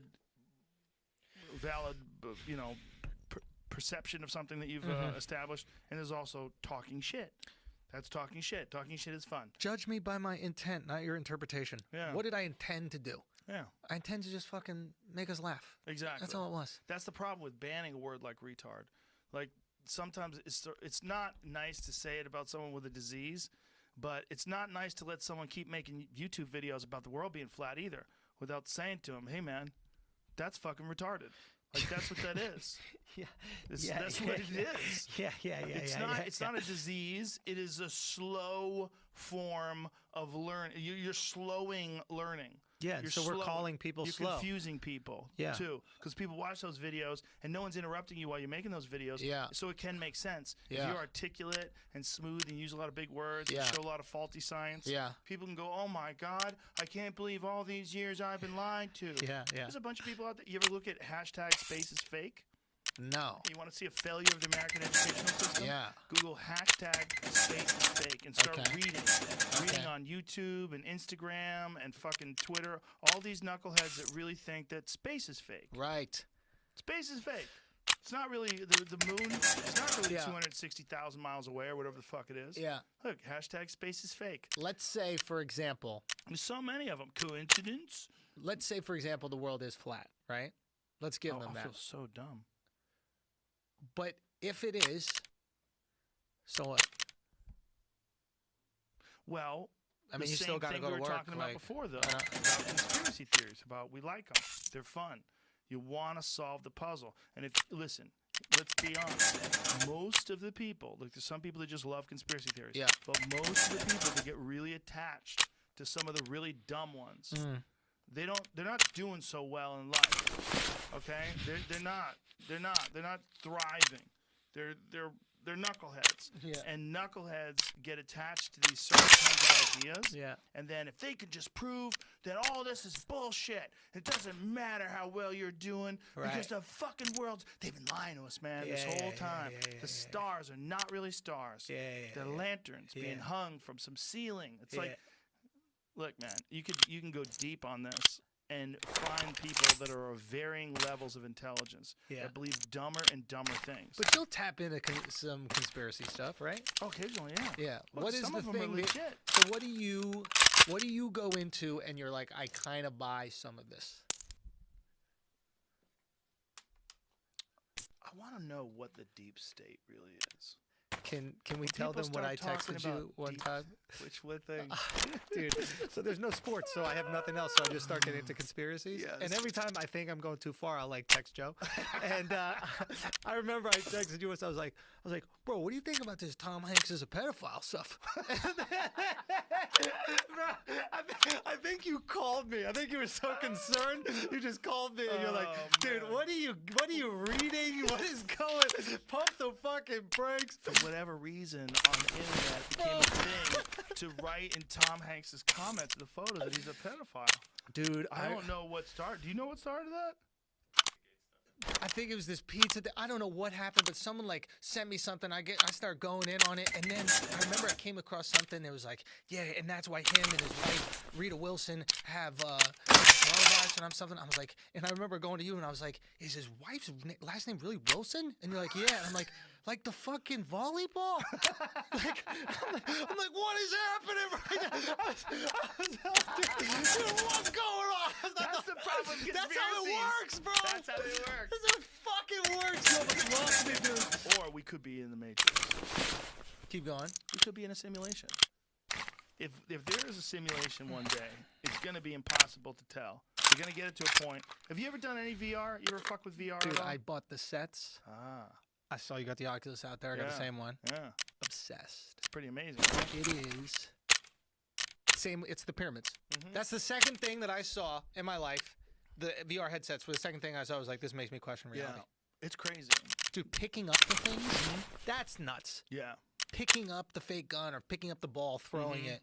I watched that Alex Honnold thing, you know, the guy who like climbs with no ropes or whatever, free solo. There's a 5-minute version you could watch on the VR. And you're up there with him, looking down. Oh my God. It's unreal. I can't do that one. I get sweaty hands just watching this video. Oh, yeah. Like watching a YouTube video, literally my hands start perspiring. I mean, I'm afraid of heights big time. He's so calm. Yeah. Crazy. Something's off, right? He's really nice, man. Super normal. Like when you talk to him, nothing seems off at all. No, like he seems like a guy who fear enjoys a challenge. But like fear receptors or something like that. You know, like no, because he's had moments. He's had some moments where he's like, generally the only time where you should be freaked out is when something's going wrong. He goes, most of the time it's really mellow. But he climbs this way. Oh, that's so crazy. He's going this way. Yeah. He's going up at an angle. Yeah, it's nuts. He's hard to handle. But go deep state. I don't know, man. I mean, we were talking earlier about George Soros videos and all these people that think that someone's pulling the strings from behind the scenes.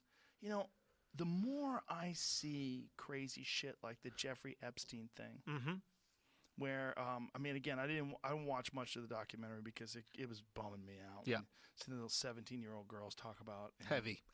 Yeah. And some of them are 11 and 12. I'm like, what? Heavy. 12-year-old girls? Wild. And he was purposely targeting them. But he also had Bill Clinton fly to his island 20 times. You know, he had all these different people flew on his planes. He had all these celebrities. Hillary flew there. All these scientists, all these actors. Like, what is that? Who does that? Why? What's going on there? Like, was there some grand scheme to compromise those people, to get those people on his side? Whose side is his side? You know, who worked for him? Bro, he had a photo of Bill Clinton in his foyer of his house. Yeah, it dressed up as with a dress on, like a woman, pointing at him like this. Like, what better way to say, I fucking got you, own bro. you, bitch. I got you. I own you, bitch. But my curiosity is this, and this is just from watching I watched the thing, and again, I don't know a lot of people listening right now know way more about this. Like, anytime I have questions, it's either you or Tim Dillon. I call up Timmy, and Timmy fucking goes in. Tim will go in. Oh, he's great. He is. If you think what you see in the videos is any different than him, you got another thing coming. He brought me a book the first time I met him when he came on the podcast. A book on conspiracy theories. He's like, "We're trying to get you back in. We're trying to bring you back in there." But that's genuinely him. That's not. This is him. Oh, yeah. Unapologetically, authentically him. Yes. Great stuff. Go check out Tim if you guys haven't. But he was breaking down some interesting things with, as far as this goes, right? I'm just watching this documentary, and it's blaming everything on Epstein, and I'm like, okay, this guy's the fucking criminal mastermind, really? Like, he's the criminal mastermind, but he's doing all the secretarial shit. I can't believe that, right? And then they introduce this other guy, this like Les Wexner guy, the guy that owns like Victoria's Secret and that kind of stuff, right? Yeah. And they like introduce him quick, and they kind of like make it seem they go, oh, he was actually I guess Epstein was like his only money manager or something like that. He managed his Wexner's money, right? And then there's a clip of Wexner going, you know, I was tricked and I was manipulated, and like they have these other guys going, oh my God, Epstein's the most manipulative person. So much. It's really set. At the end of the documentary, this girl, maybe you can get this picture up. The girl paints a picture and shows people, right? It's the last episode at the end. And she just painted a picture of her experience there, right? In the picture, it's her experience, all the things that were going on, all these like fucked up characters, etc. They're talking about the picture, and they use this section where they talk about Epstein, right? Epstein's off to the right. He's on a fucking UFO. He's not even centerfold in the picture. He's barely in the picture. Ghislaine, the girl, who's like his comment, she is front and center. And then below her, I believe, is Wexner. And I'm like, that's weird. Why would you include this guy in front and center of the picture, but this guy over here, Epstein, with this whole thing, he's the criminal mastermind, he's doing all this kind of stuff, is all by himself? That's weird.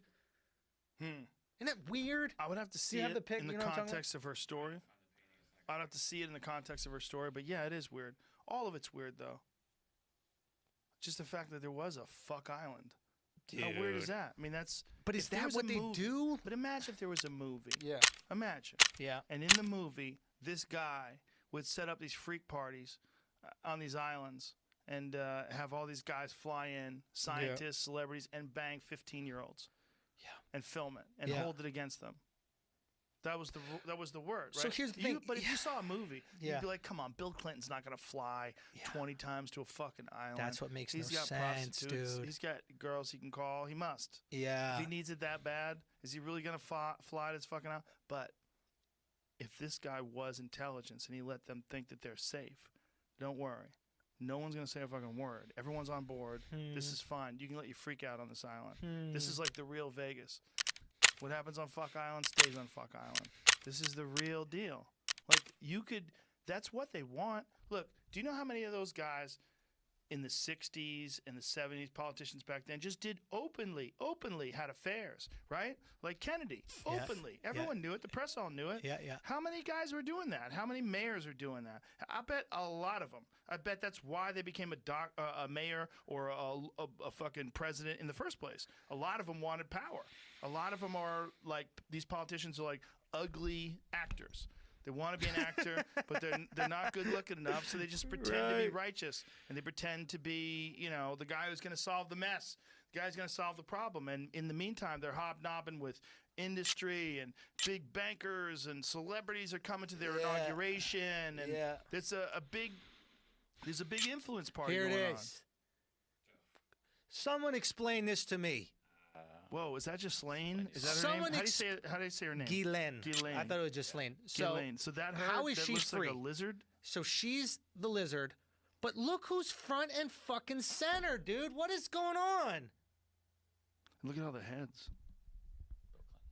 Well, that's a creepy ass picture. Right, and where is Epstein? Who's Just that take guy a guess. with the blue shirt with the sandwich in his hand? Вот эти вот страницы, и мы оцениваем чатом. Да. Для Дисодио можно специально сделать оценку готов по фото. No. He's in the fucking да тут одни UFO, фейки, dude. блядь, да нету девочек. Top right. You're Уровень telling me ебанутости. the Какой третий criminal mastermind, all параметр? this Внешность, сиськи, is жопа, уровень the колхозности, fucking что еще? Будем сегодня отчаянные девочки, которые все-таки готовы. Я считаю, что если вы ссыте отправить свой профиль, то вообще конченые цикухи, ясно? Так. Ребят, donation alert, 50 рублей. Да. Бусинка, любовь моя. Да, здравствуйте, привет.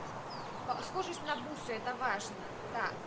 Сиськи, та-та-та-та-та. Ребят, третий, вот когда вы на бабу смотрите, вот, например, вы с ней не общаетесь, просто по фотографии, на что вы смотрите? Внешность, сиськи, жопа, уровень колхозности, еще что? Можно сделать финансовую стабильность, но я не знаю, насколько для вас это важно. Нет, оценку котов не будем делать. Что еще? Кроме внешности. Кроме внешности. Количество подписчиков. Лицо.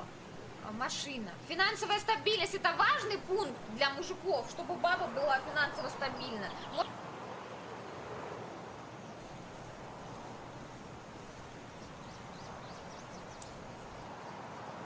Draven's bow won't leave here, actually.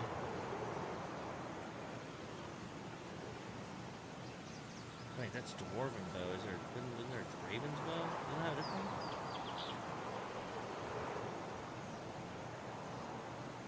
Oh, it says fuck. Stupid. Let's go south here. Dragon egg sauce. I like the dragon egg.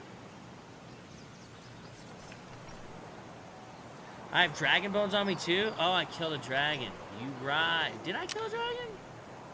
Dude, how many times are you gonna do that weird shit on me? It's weird.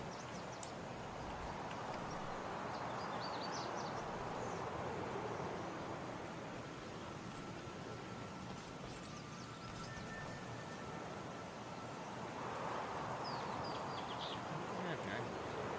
No, I don't. We're good. But you saw that in here. We've killed 4 dragons, I think.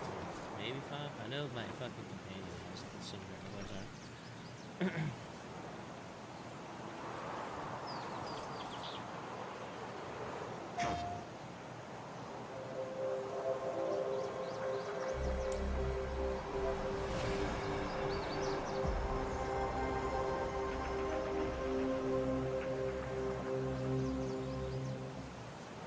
Не могу ничего попасть там.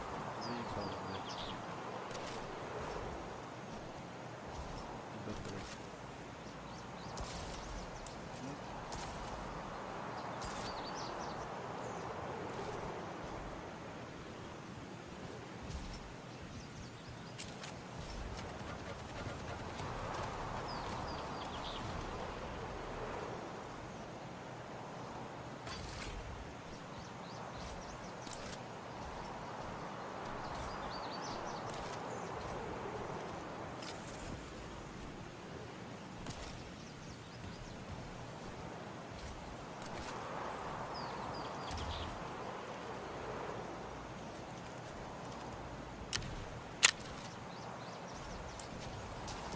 Блять, такой на хребте там, блять, ходит, нахуй. Да, конечно, блядь.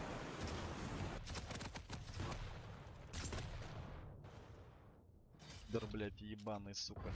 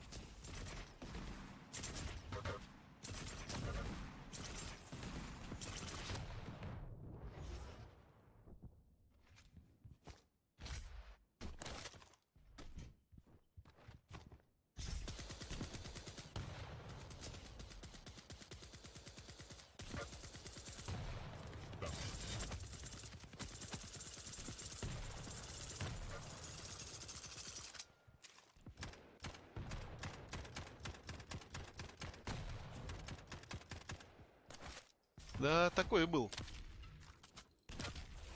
Типа, ну, типа, звук такой, когда ты открывает, он ствол ломает пополам, и эти пули не вылетают, и из трубки такой звук.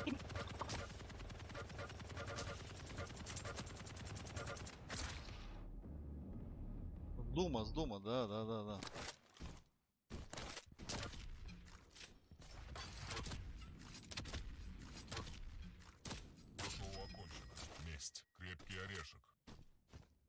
Крепкий орешек.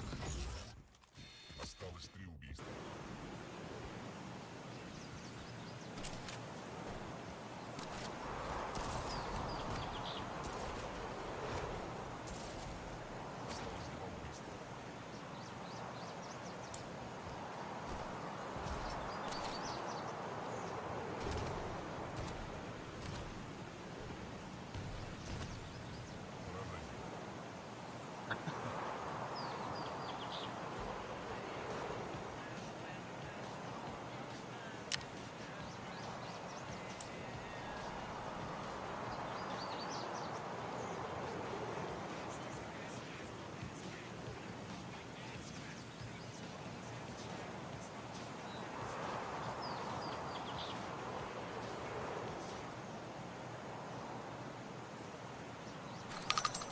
I don't think so.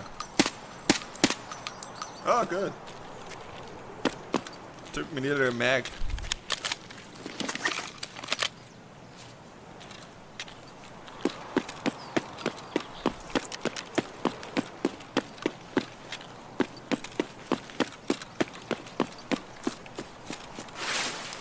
Just having a look if some kind of patch notes came.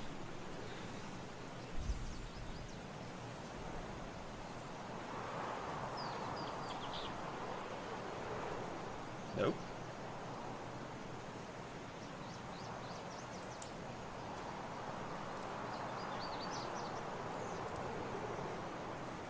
Oh, we got something.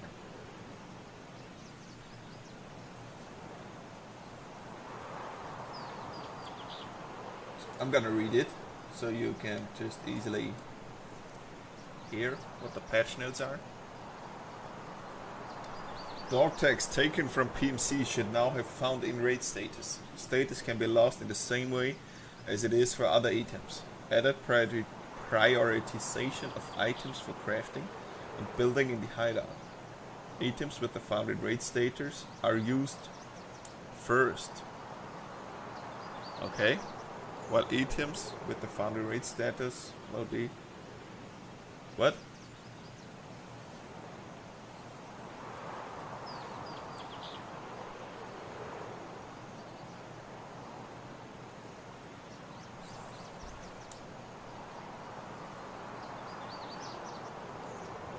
No, I don't. I would not be playing like this when it's online. One bugs causing FPS drops on interface screens. Sharpness change of shadow cascades. Spawn bugs. Bugs causing grenades explosion without sound effects. Flea market interface bug indicated. Bug displaying drops.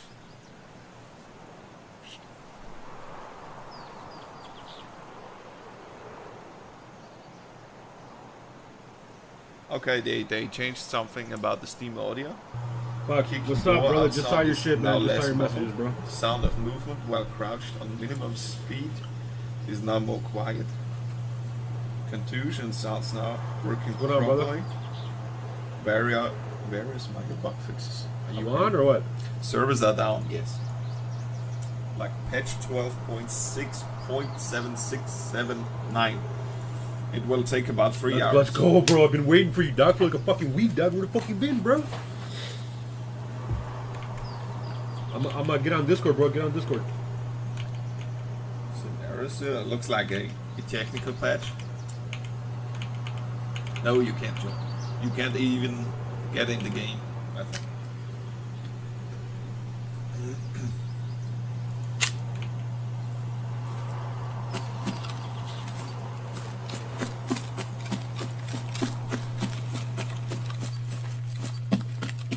Yeah, I think there's a problem, bro. I think we could something's up, bro. Like it's been matchmaking for a while now.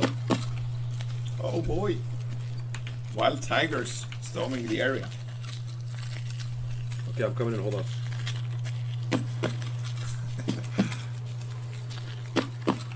Yo, she's not. Yo.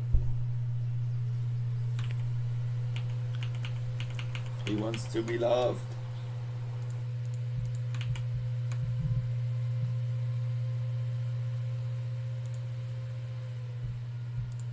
Yeah. What up, bro? Yo, what's good? Your mic's muted. Yep, I got it. My boy, is there something wrong with the game or what? I don't know. I saw you taking forever to load in. I don't know what the fuck's up Yeah, with I guess somebody else is saying too that they're fucking doing something or some shit like that. that. We were gonna run like what? 15, That would make 20 minutes? sense, though. I was just running too like a couple times. Like, well, let's try it. Let's go. Yeah. Yeah. You want to try a scab maybe?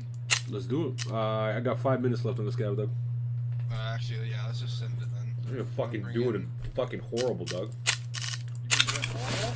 I mean, I'm all right. I'm about to be level 10, Dougie. Oh yeah. So you've been grinding a little bit. Not really, Doug. No. Just getting shit done. Kinda, yeah. Where are we going? We'll go customs, but I'm trying to figure out what the hell to bring. I'm taking TV10. What? I'm taking TV10 in AK set. Custom left side, 1300. I mean, yeah, 1300, guys.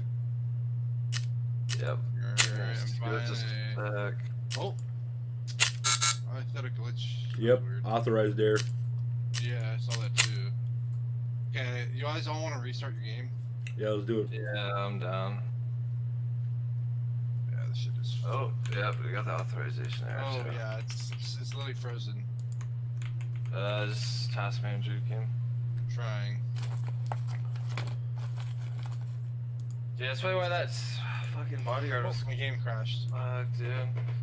So annoying that bodyguard was bugged. I'm checking for updates. I am too. No updates. Oh, the installation of the patch. It says the game is going to be unavailable for approximately 3 hours. What? Installation of the patch, 0.2 or 0.12.6.7679 has begun. The game will be unavailable for 3 hours. What? That's what it says on the launcher for Yep. me. I don't even see that. Reload your launcher. We're pleased to present you the patch 12.6.7. Why could they not fucking present that to us later? I can try. Let me see.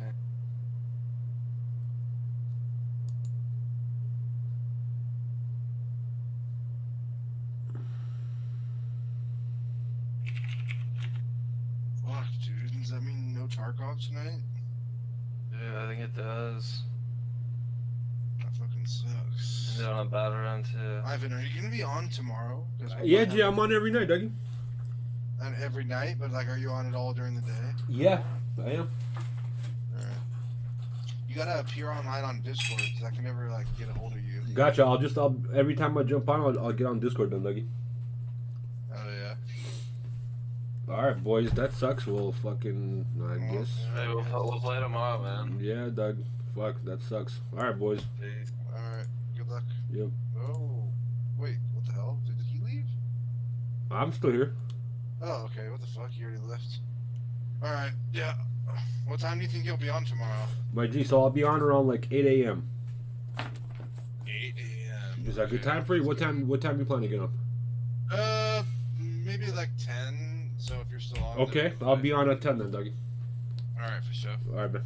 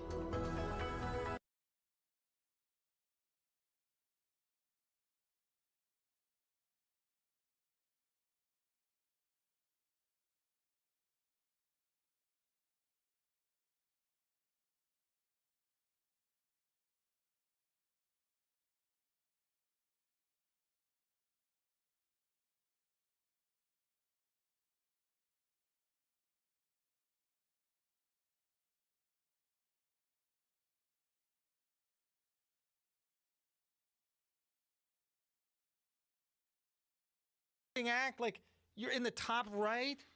Ghislaine or Ghislaine. Why is she front and center, dog? And why does she have a body of a lizard? Like, how weird is that? She's got some creepy lizard body. I don't know. See, this is my point. Like, if you put this in a movie before all this shit had happened, You never believe it. You would never believe it. I'm like, no one's that fucking manipulative. They can get all these politicians to just fly to some island, film them having sex with underage people, and if they did, they'd get caught. Someone would rat it out, and then, well, they caught him and they brought him to jail, and oh, he just died. He hung himself. Like, what? Oh, well, where's the security cameras? Well, the security cameras weren't working. It's off. It's off, And dude. then no one's talking about it, bro. We just get swept away with the news cycle, Dude, new stuff, new this things. is the craziest thing about the Epstein thing is like they literally took El Chapo, right, and put him in that jail because they're like, nah, something would happen to El Chapo in Mexican jail.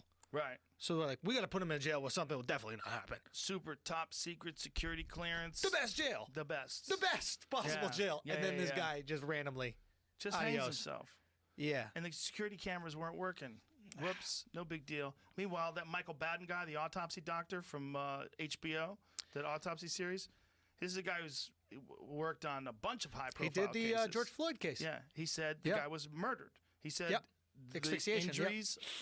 Well, the injuries of the Epstein injuries were indicative of being strangled because the bones in his neck were. I was talking about Floyd, but yeah. We did that as well. Yep. More doctors have done that as well with Floyd now, with George Floyd. More doctors have said it's clear. You just watch it. Yeah. You can't imagine a world where Tragic. that's not homicide. It's But so fucked up. The Epstein thing, it was too low on his neck. It wasn't indicative of someone who was strangled. It was indicative of, or it wasn't indicative of someone who hung themselves. Yeah. It was indicative of someone who was strangled. It was low on the neck. Like the guy's behind him pulling his fucking neck with a wire or a rope or some shit. Question for you. Do you think they tell them, yo, we got the underage shorties on the island come through? Or do you think they say, everyone here is overage, don't worry about it, everything's good? Then they got it videotaped, and they're like, by the way, they're all underage. I think that's more the case. I think, if I had to guess, the most nefarious version of it, I doubt is people sitting around going, hey, do you want to bang underage girls? I think they probably say, hey, we're going to have this party. It's on an island. No one's going to be there but us. It's fantastic. It's top shelf accommodations. We have girls there. They're lovely. Maybe they don't even tell them they have girls there. I guess they probably tell them they have girls. That's how they get them there. Hey, you want to bro out? Hey, you want to bro out on the island, You guys bro? want to go fishing? Hey, come on, bro. We got some jet skis, dude. It's going to be sick. Fresh coconut milk. Trust me. And I think once they get them there, they get them drinking. I bet then they once start they're drinking, partying. I bet it's a they wrap. start partying. There's the island, man, right? Yeah. So I think they start partying, and then the girls were probably either paid to or trained to be friendly to them. And, the men are probably disgusting. And you got a guy like Clinton. That guy, he would fuck a warm jar of peanut butter. He's an animal. You know? He's an animal, right? This is how that's just who he twisted is. my fucking brain is. This is what happens when you're a comic and you're just trying to think about the different angle all day. When you said fuck a warm jar of peanut butter, I'm like, what would be the best condiment to fuck? Peanut butter. Would it be peanut butter? Or would it be jam? You would need something thick and something gives You're you not gonna resistance. get You know what you'd want? You'd want organic peanut butter because you got to stir it. This is why you It's got to heavy. open up the comedy clubs, bro. Because otherwise we would talk about fucking peanut butter. Bro, just open them up. But Clinton has always been known to be a wild man. Yeah. He fucks everything. He tries to fuck girls, and they yell and they scream and they run away. Yeah. And he's got women that have said he raped them. He's Yeah. a fucking animal. Yeah. I would imagine you get that guy alone on an island. Uh-huh. You get a couple of drinks in It's him, going down. And then Epstein is connected to these people who assure you, don't worry, everything's covered. This is how we do it. Like, look, the world's there's too much scrutiny out there. Okay. Bill, you got to be yourself, okay? So here's my question. This wasn't always scrutinized. Right. You got songs, fucking Rolling Stones. Don't they have a song talking about banging some 15-year-old girl or something like that? I believe there's a song, right? Look it up, Rolling Stone. You have songs about people talking. Kiss had a song called Christine 16. Dude, every movie in the 80s. She's only 17. Remember that? I'm just saying, every movie in the 80s, they were like, high school seniors, and then like, where are the freshmen at? Yes. Right? They're 14-year-olds. Granted, you're all in high school, but you still maybe would have college kids like flirting with that. Okay. So there was a time where it was probably okay, right, to sleep with younger women, right? I'm not talking about the 11 and 12. I'm talking about teenage women. It was probably Right. okay. Okay. At that time, how did they compromise people? Because if we really want to know who's behind this, just figure out what they were doing before the pedophile stuff. Because yeah, but they controlled the press. Like before that, no one could say anything about it. So you're saying they couldn't do didn't anything. need to compromise back in the Yeah. day, and then they were like, well, fuck, we need to find a way to compromise. Little kids, okay. Exactly. I feel like you always had to compromise. You always had to have something on someone. Like, you don't think that... Nah, I don't think so. No? Nah. You don't think it's like coincidental that like, you know, maybe Clinton had some fucked up shit that happened in Arkansas and they were like, all right, we're going to get you out of that, but you know, you're going to keep on, you're going to have an interesting political career. Just look out for your boys. I don't think so. I mean, I don't think they had film footage of it, and I think they controlled the media. But you know, the Clinton stuff goes way back. I don't know Do you know enough. the Mena, Arkansas shit? No. Clinton was the governor of Arkansas when Barry Seals was running cocaine through Mena, Arkansas.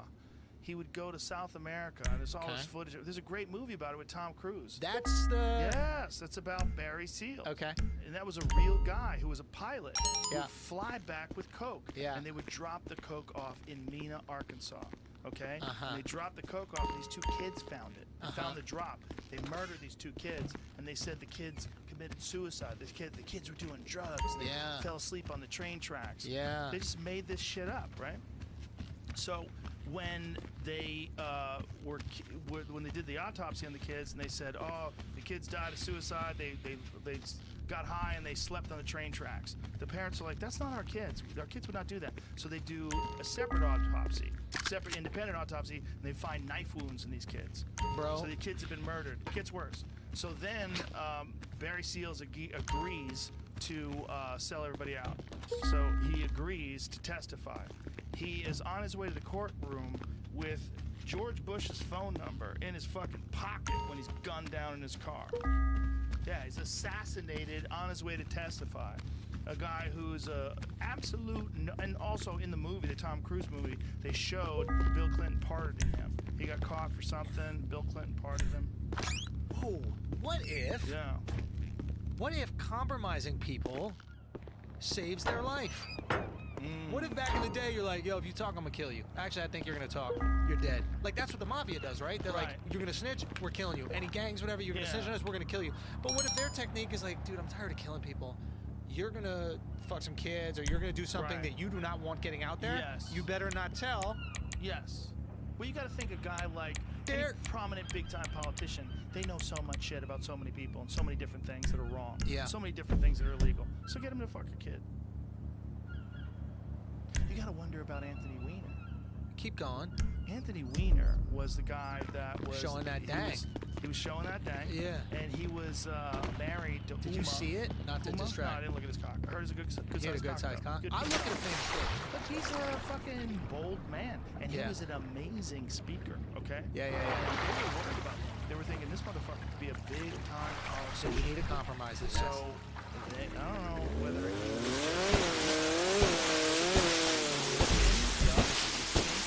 he likes sexting with underage girls. Bad. So they put him in fucking jail for it. Bad. But here's what's interesting about it: the very laptop that he was using to sex with these underage girls also has Hillary Clinton's emails on it.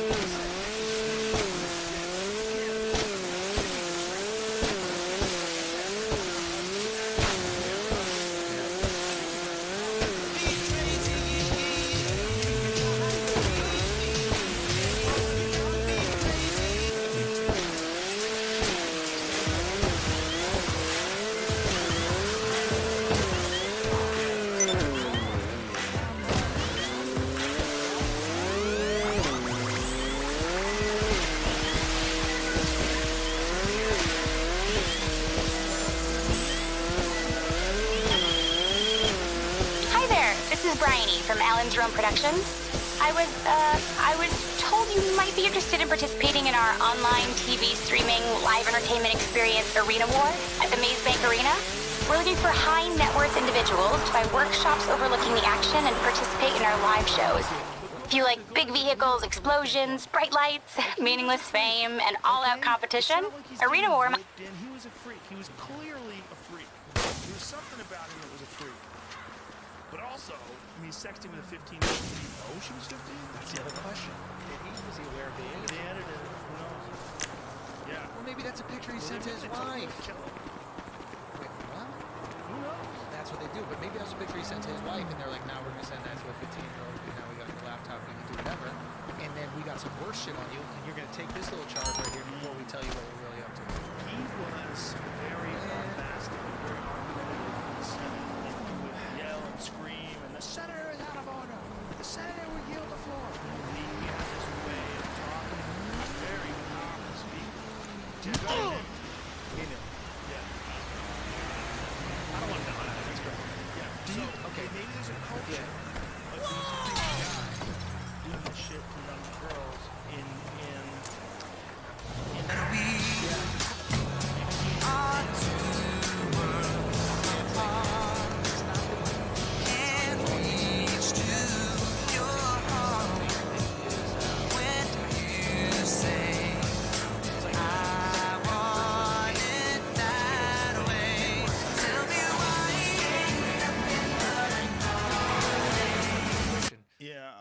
You know what I mean? Yeah, I do know what you mean. Like, I don't think Catholicism makes you do that.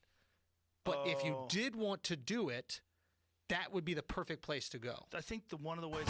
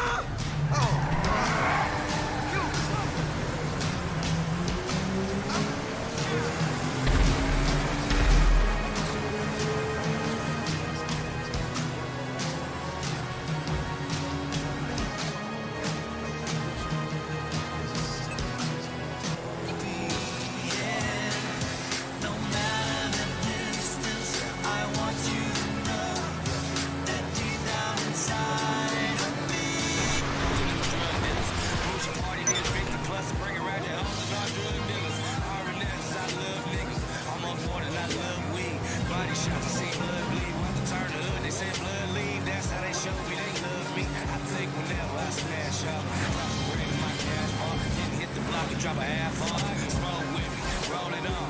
Money stacks, get Kobe talk. My young rock, this first lick, we celebrate, even though we wrong. Tread track, keep me calm, stay focused on what I need to do. I'm the one that's never need to do. I'm free to buy,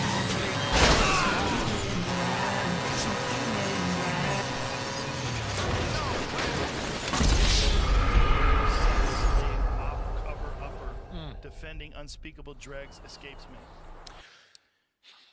Right. Now, what does that mean? What does that mean? Maybe he's crazy. Maybe he's crazy. Why do all these crazy people die randomly? It's kind of weird, right? Isn't that crazy? That's so crazy. It's like Tom Hanks' wife being named Rita Wilson. It's just a coincidence. It's just a coincidence. This ain't right. I mean, you gotta do it. Oh! You were saying how, like, fight broke out. Some fool just talking about. Guess what, man? You're all a bunch of tools anyway. You carry these little ass people around, all of a sudden you think some kind of dope there. Now I'll tell you what, yo, carry one of those big ass like old brick cell phones that we had back in the day, like from the 80s.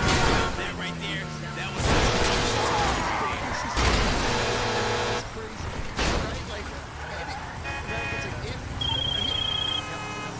A word of warning, partner. The ID business is at maximum capacity, so you'll need to unload some bogus documents before you can print any more, or, like, make a profit, okay? Comprende? Sell something! LJT out.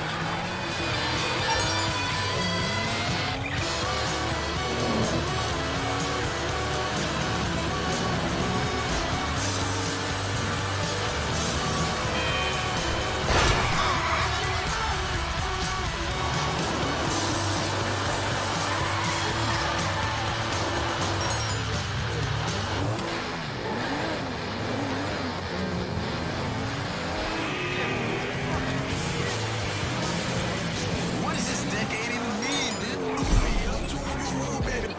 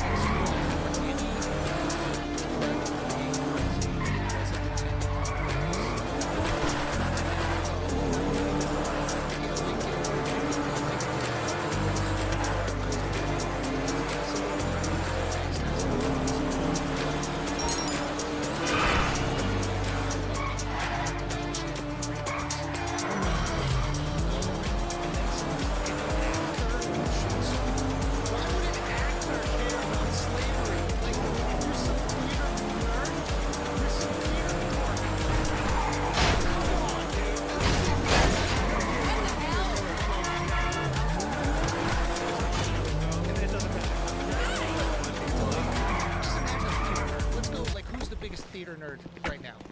Like, give me a like. Oswald? There's another.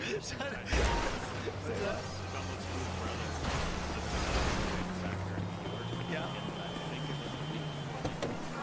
He saved his son from getting the bike.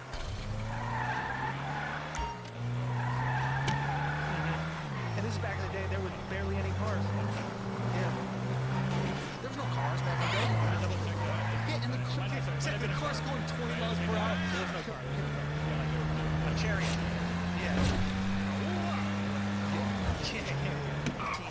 I'm just saying, isn't it? It's wild though, right? Yeah. So check this guy Bill's. I don't even know if he's still alive. I don't think he got murdered. But like he was really passionate about it. He's really passionate about like breaking the bank and not having, you know, ourselves be like tied to these banking institutions that like dictate monetary policy. Well, wasn't that a part of Kennedy as well? Of course, Kennedy, I got got, bro. He wanted to get rid of the Federal Reserve. Everyone that wants to get rid of it, and if they get close, adios. Bro, it's with the way he puts it. Who else got shot? He got shot, Jackson. He got shot, but he lived. Ray got shot.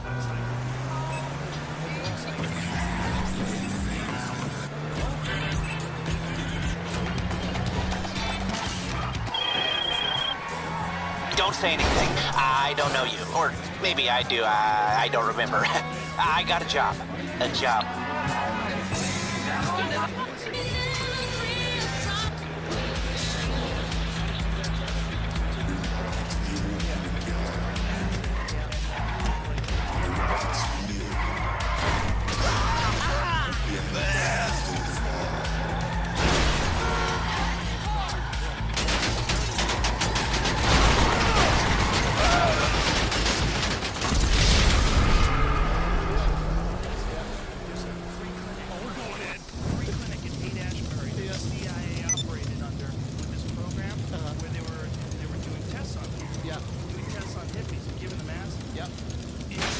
comes out.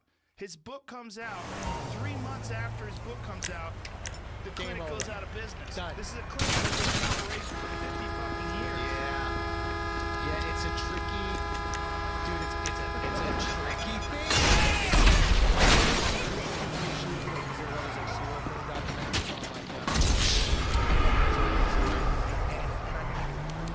Are there serial killers in other places? Like, why do we just have it here? Like, or do they have it in London? Do they have it in like Paris? Like Jack the Ripper. Well, Jack the Ripper, right? And then like after that, I don't think there was a lot of ripping, right? Like, I think like he did it, and then there's no more ripping. I don't know. And then I'm like, and then she goes this, and she just goes, honestly, I think it was all the acid. And I go, what do you mean? She goes, well, they're doing all these drugs in the 60s and 70s, and all of a sudden in the 80s, they just start like tearing through women, and they're just all these serial killers that pop up out of nowhere. And I'm like, holy shit. Well, you know, Were the that's people they experimented on? Ted Kaczynski, the Unabomber. And they didn't talk about this in the Netflix documentary. Of course the not. Netflix documentary, they kind of briefly touched upon that, about drugs. They used just the random word drugs. ¡Oh, Dios! ¡Oh, shit! ¡Chingados! ¡Vete a la chingada! Who's part of these they talked about the psychological experiments they did. Breaking it down for years.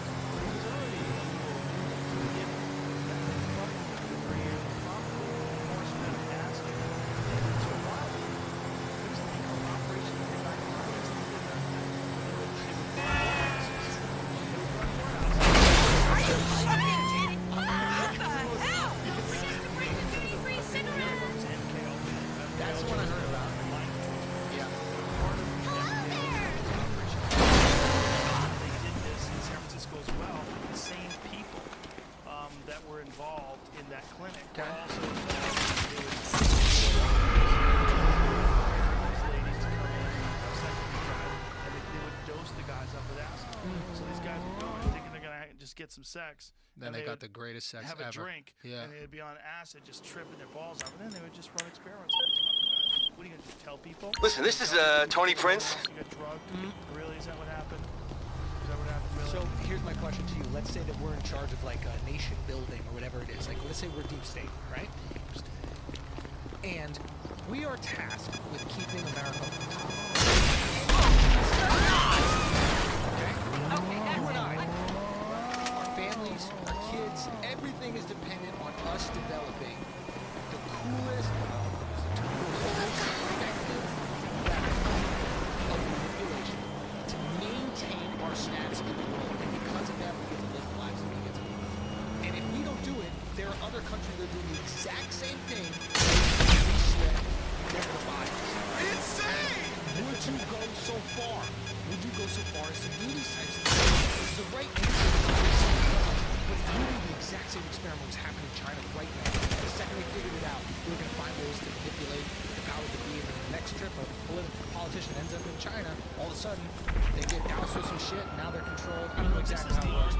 To accept some sort of a new world order, or accept some sort of a totalitarian regime that controls the people the same way China controls the people, because otherwise we can't compete.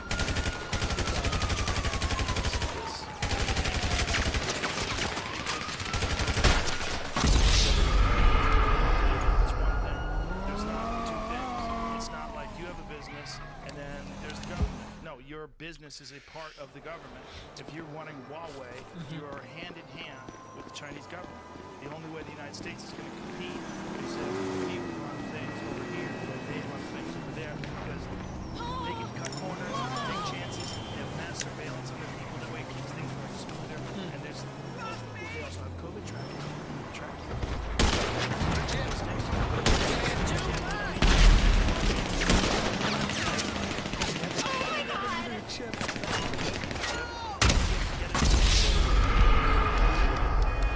Don't you think we... Ooh, Run that's by the right. Chinese government. Chinese government, yeah. I got some good. But,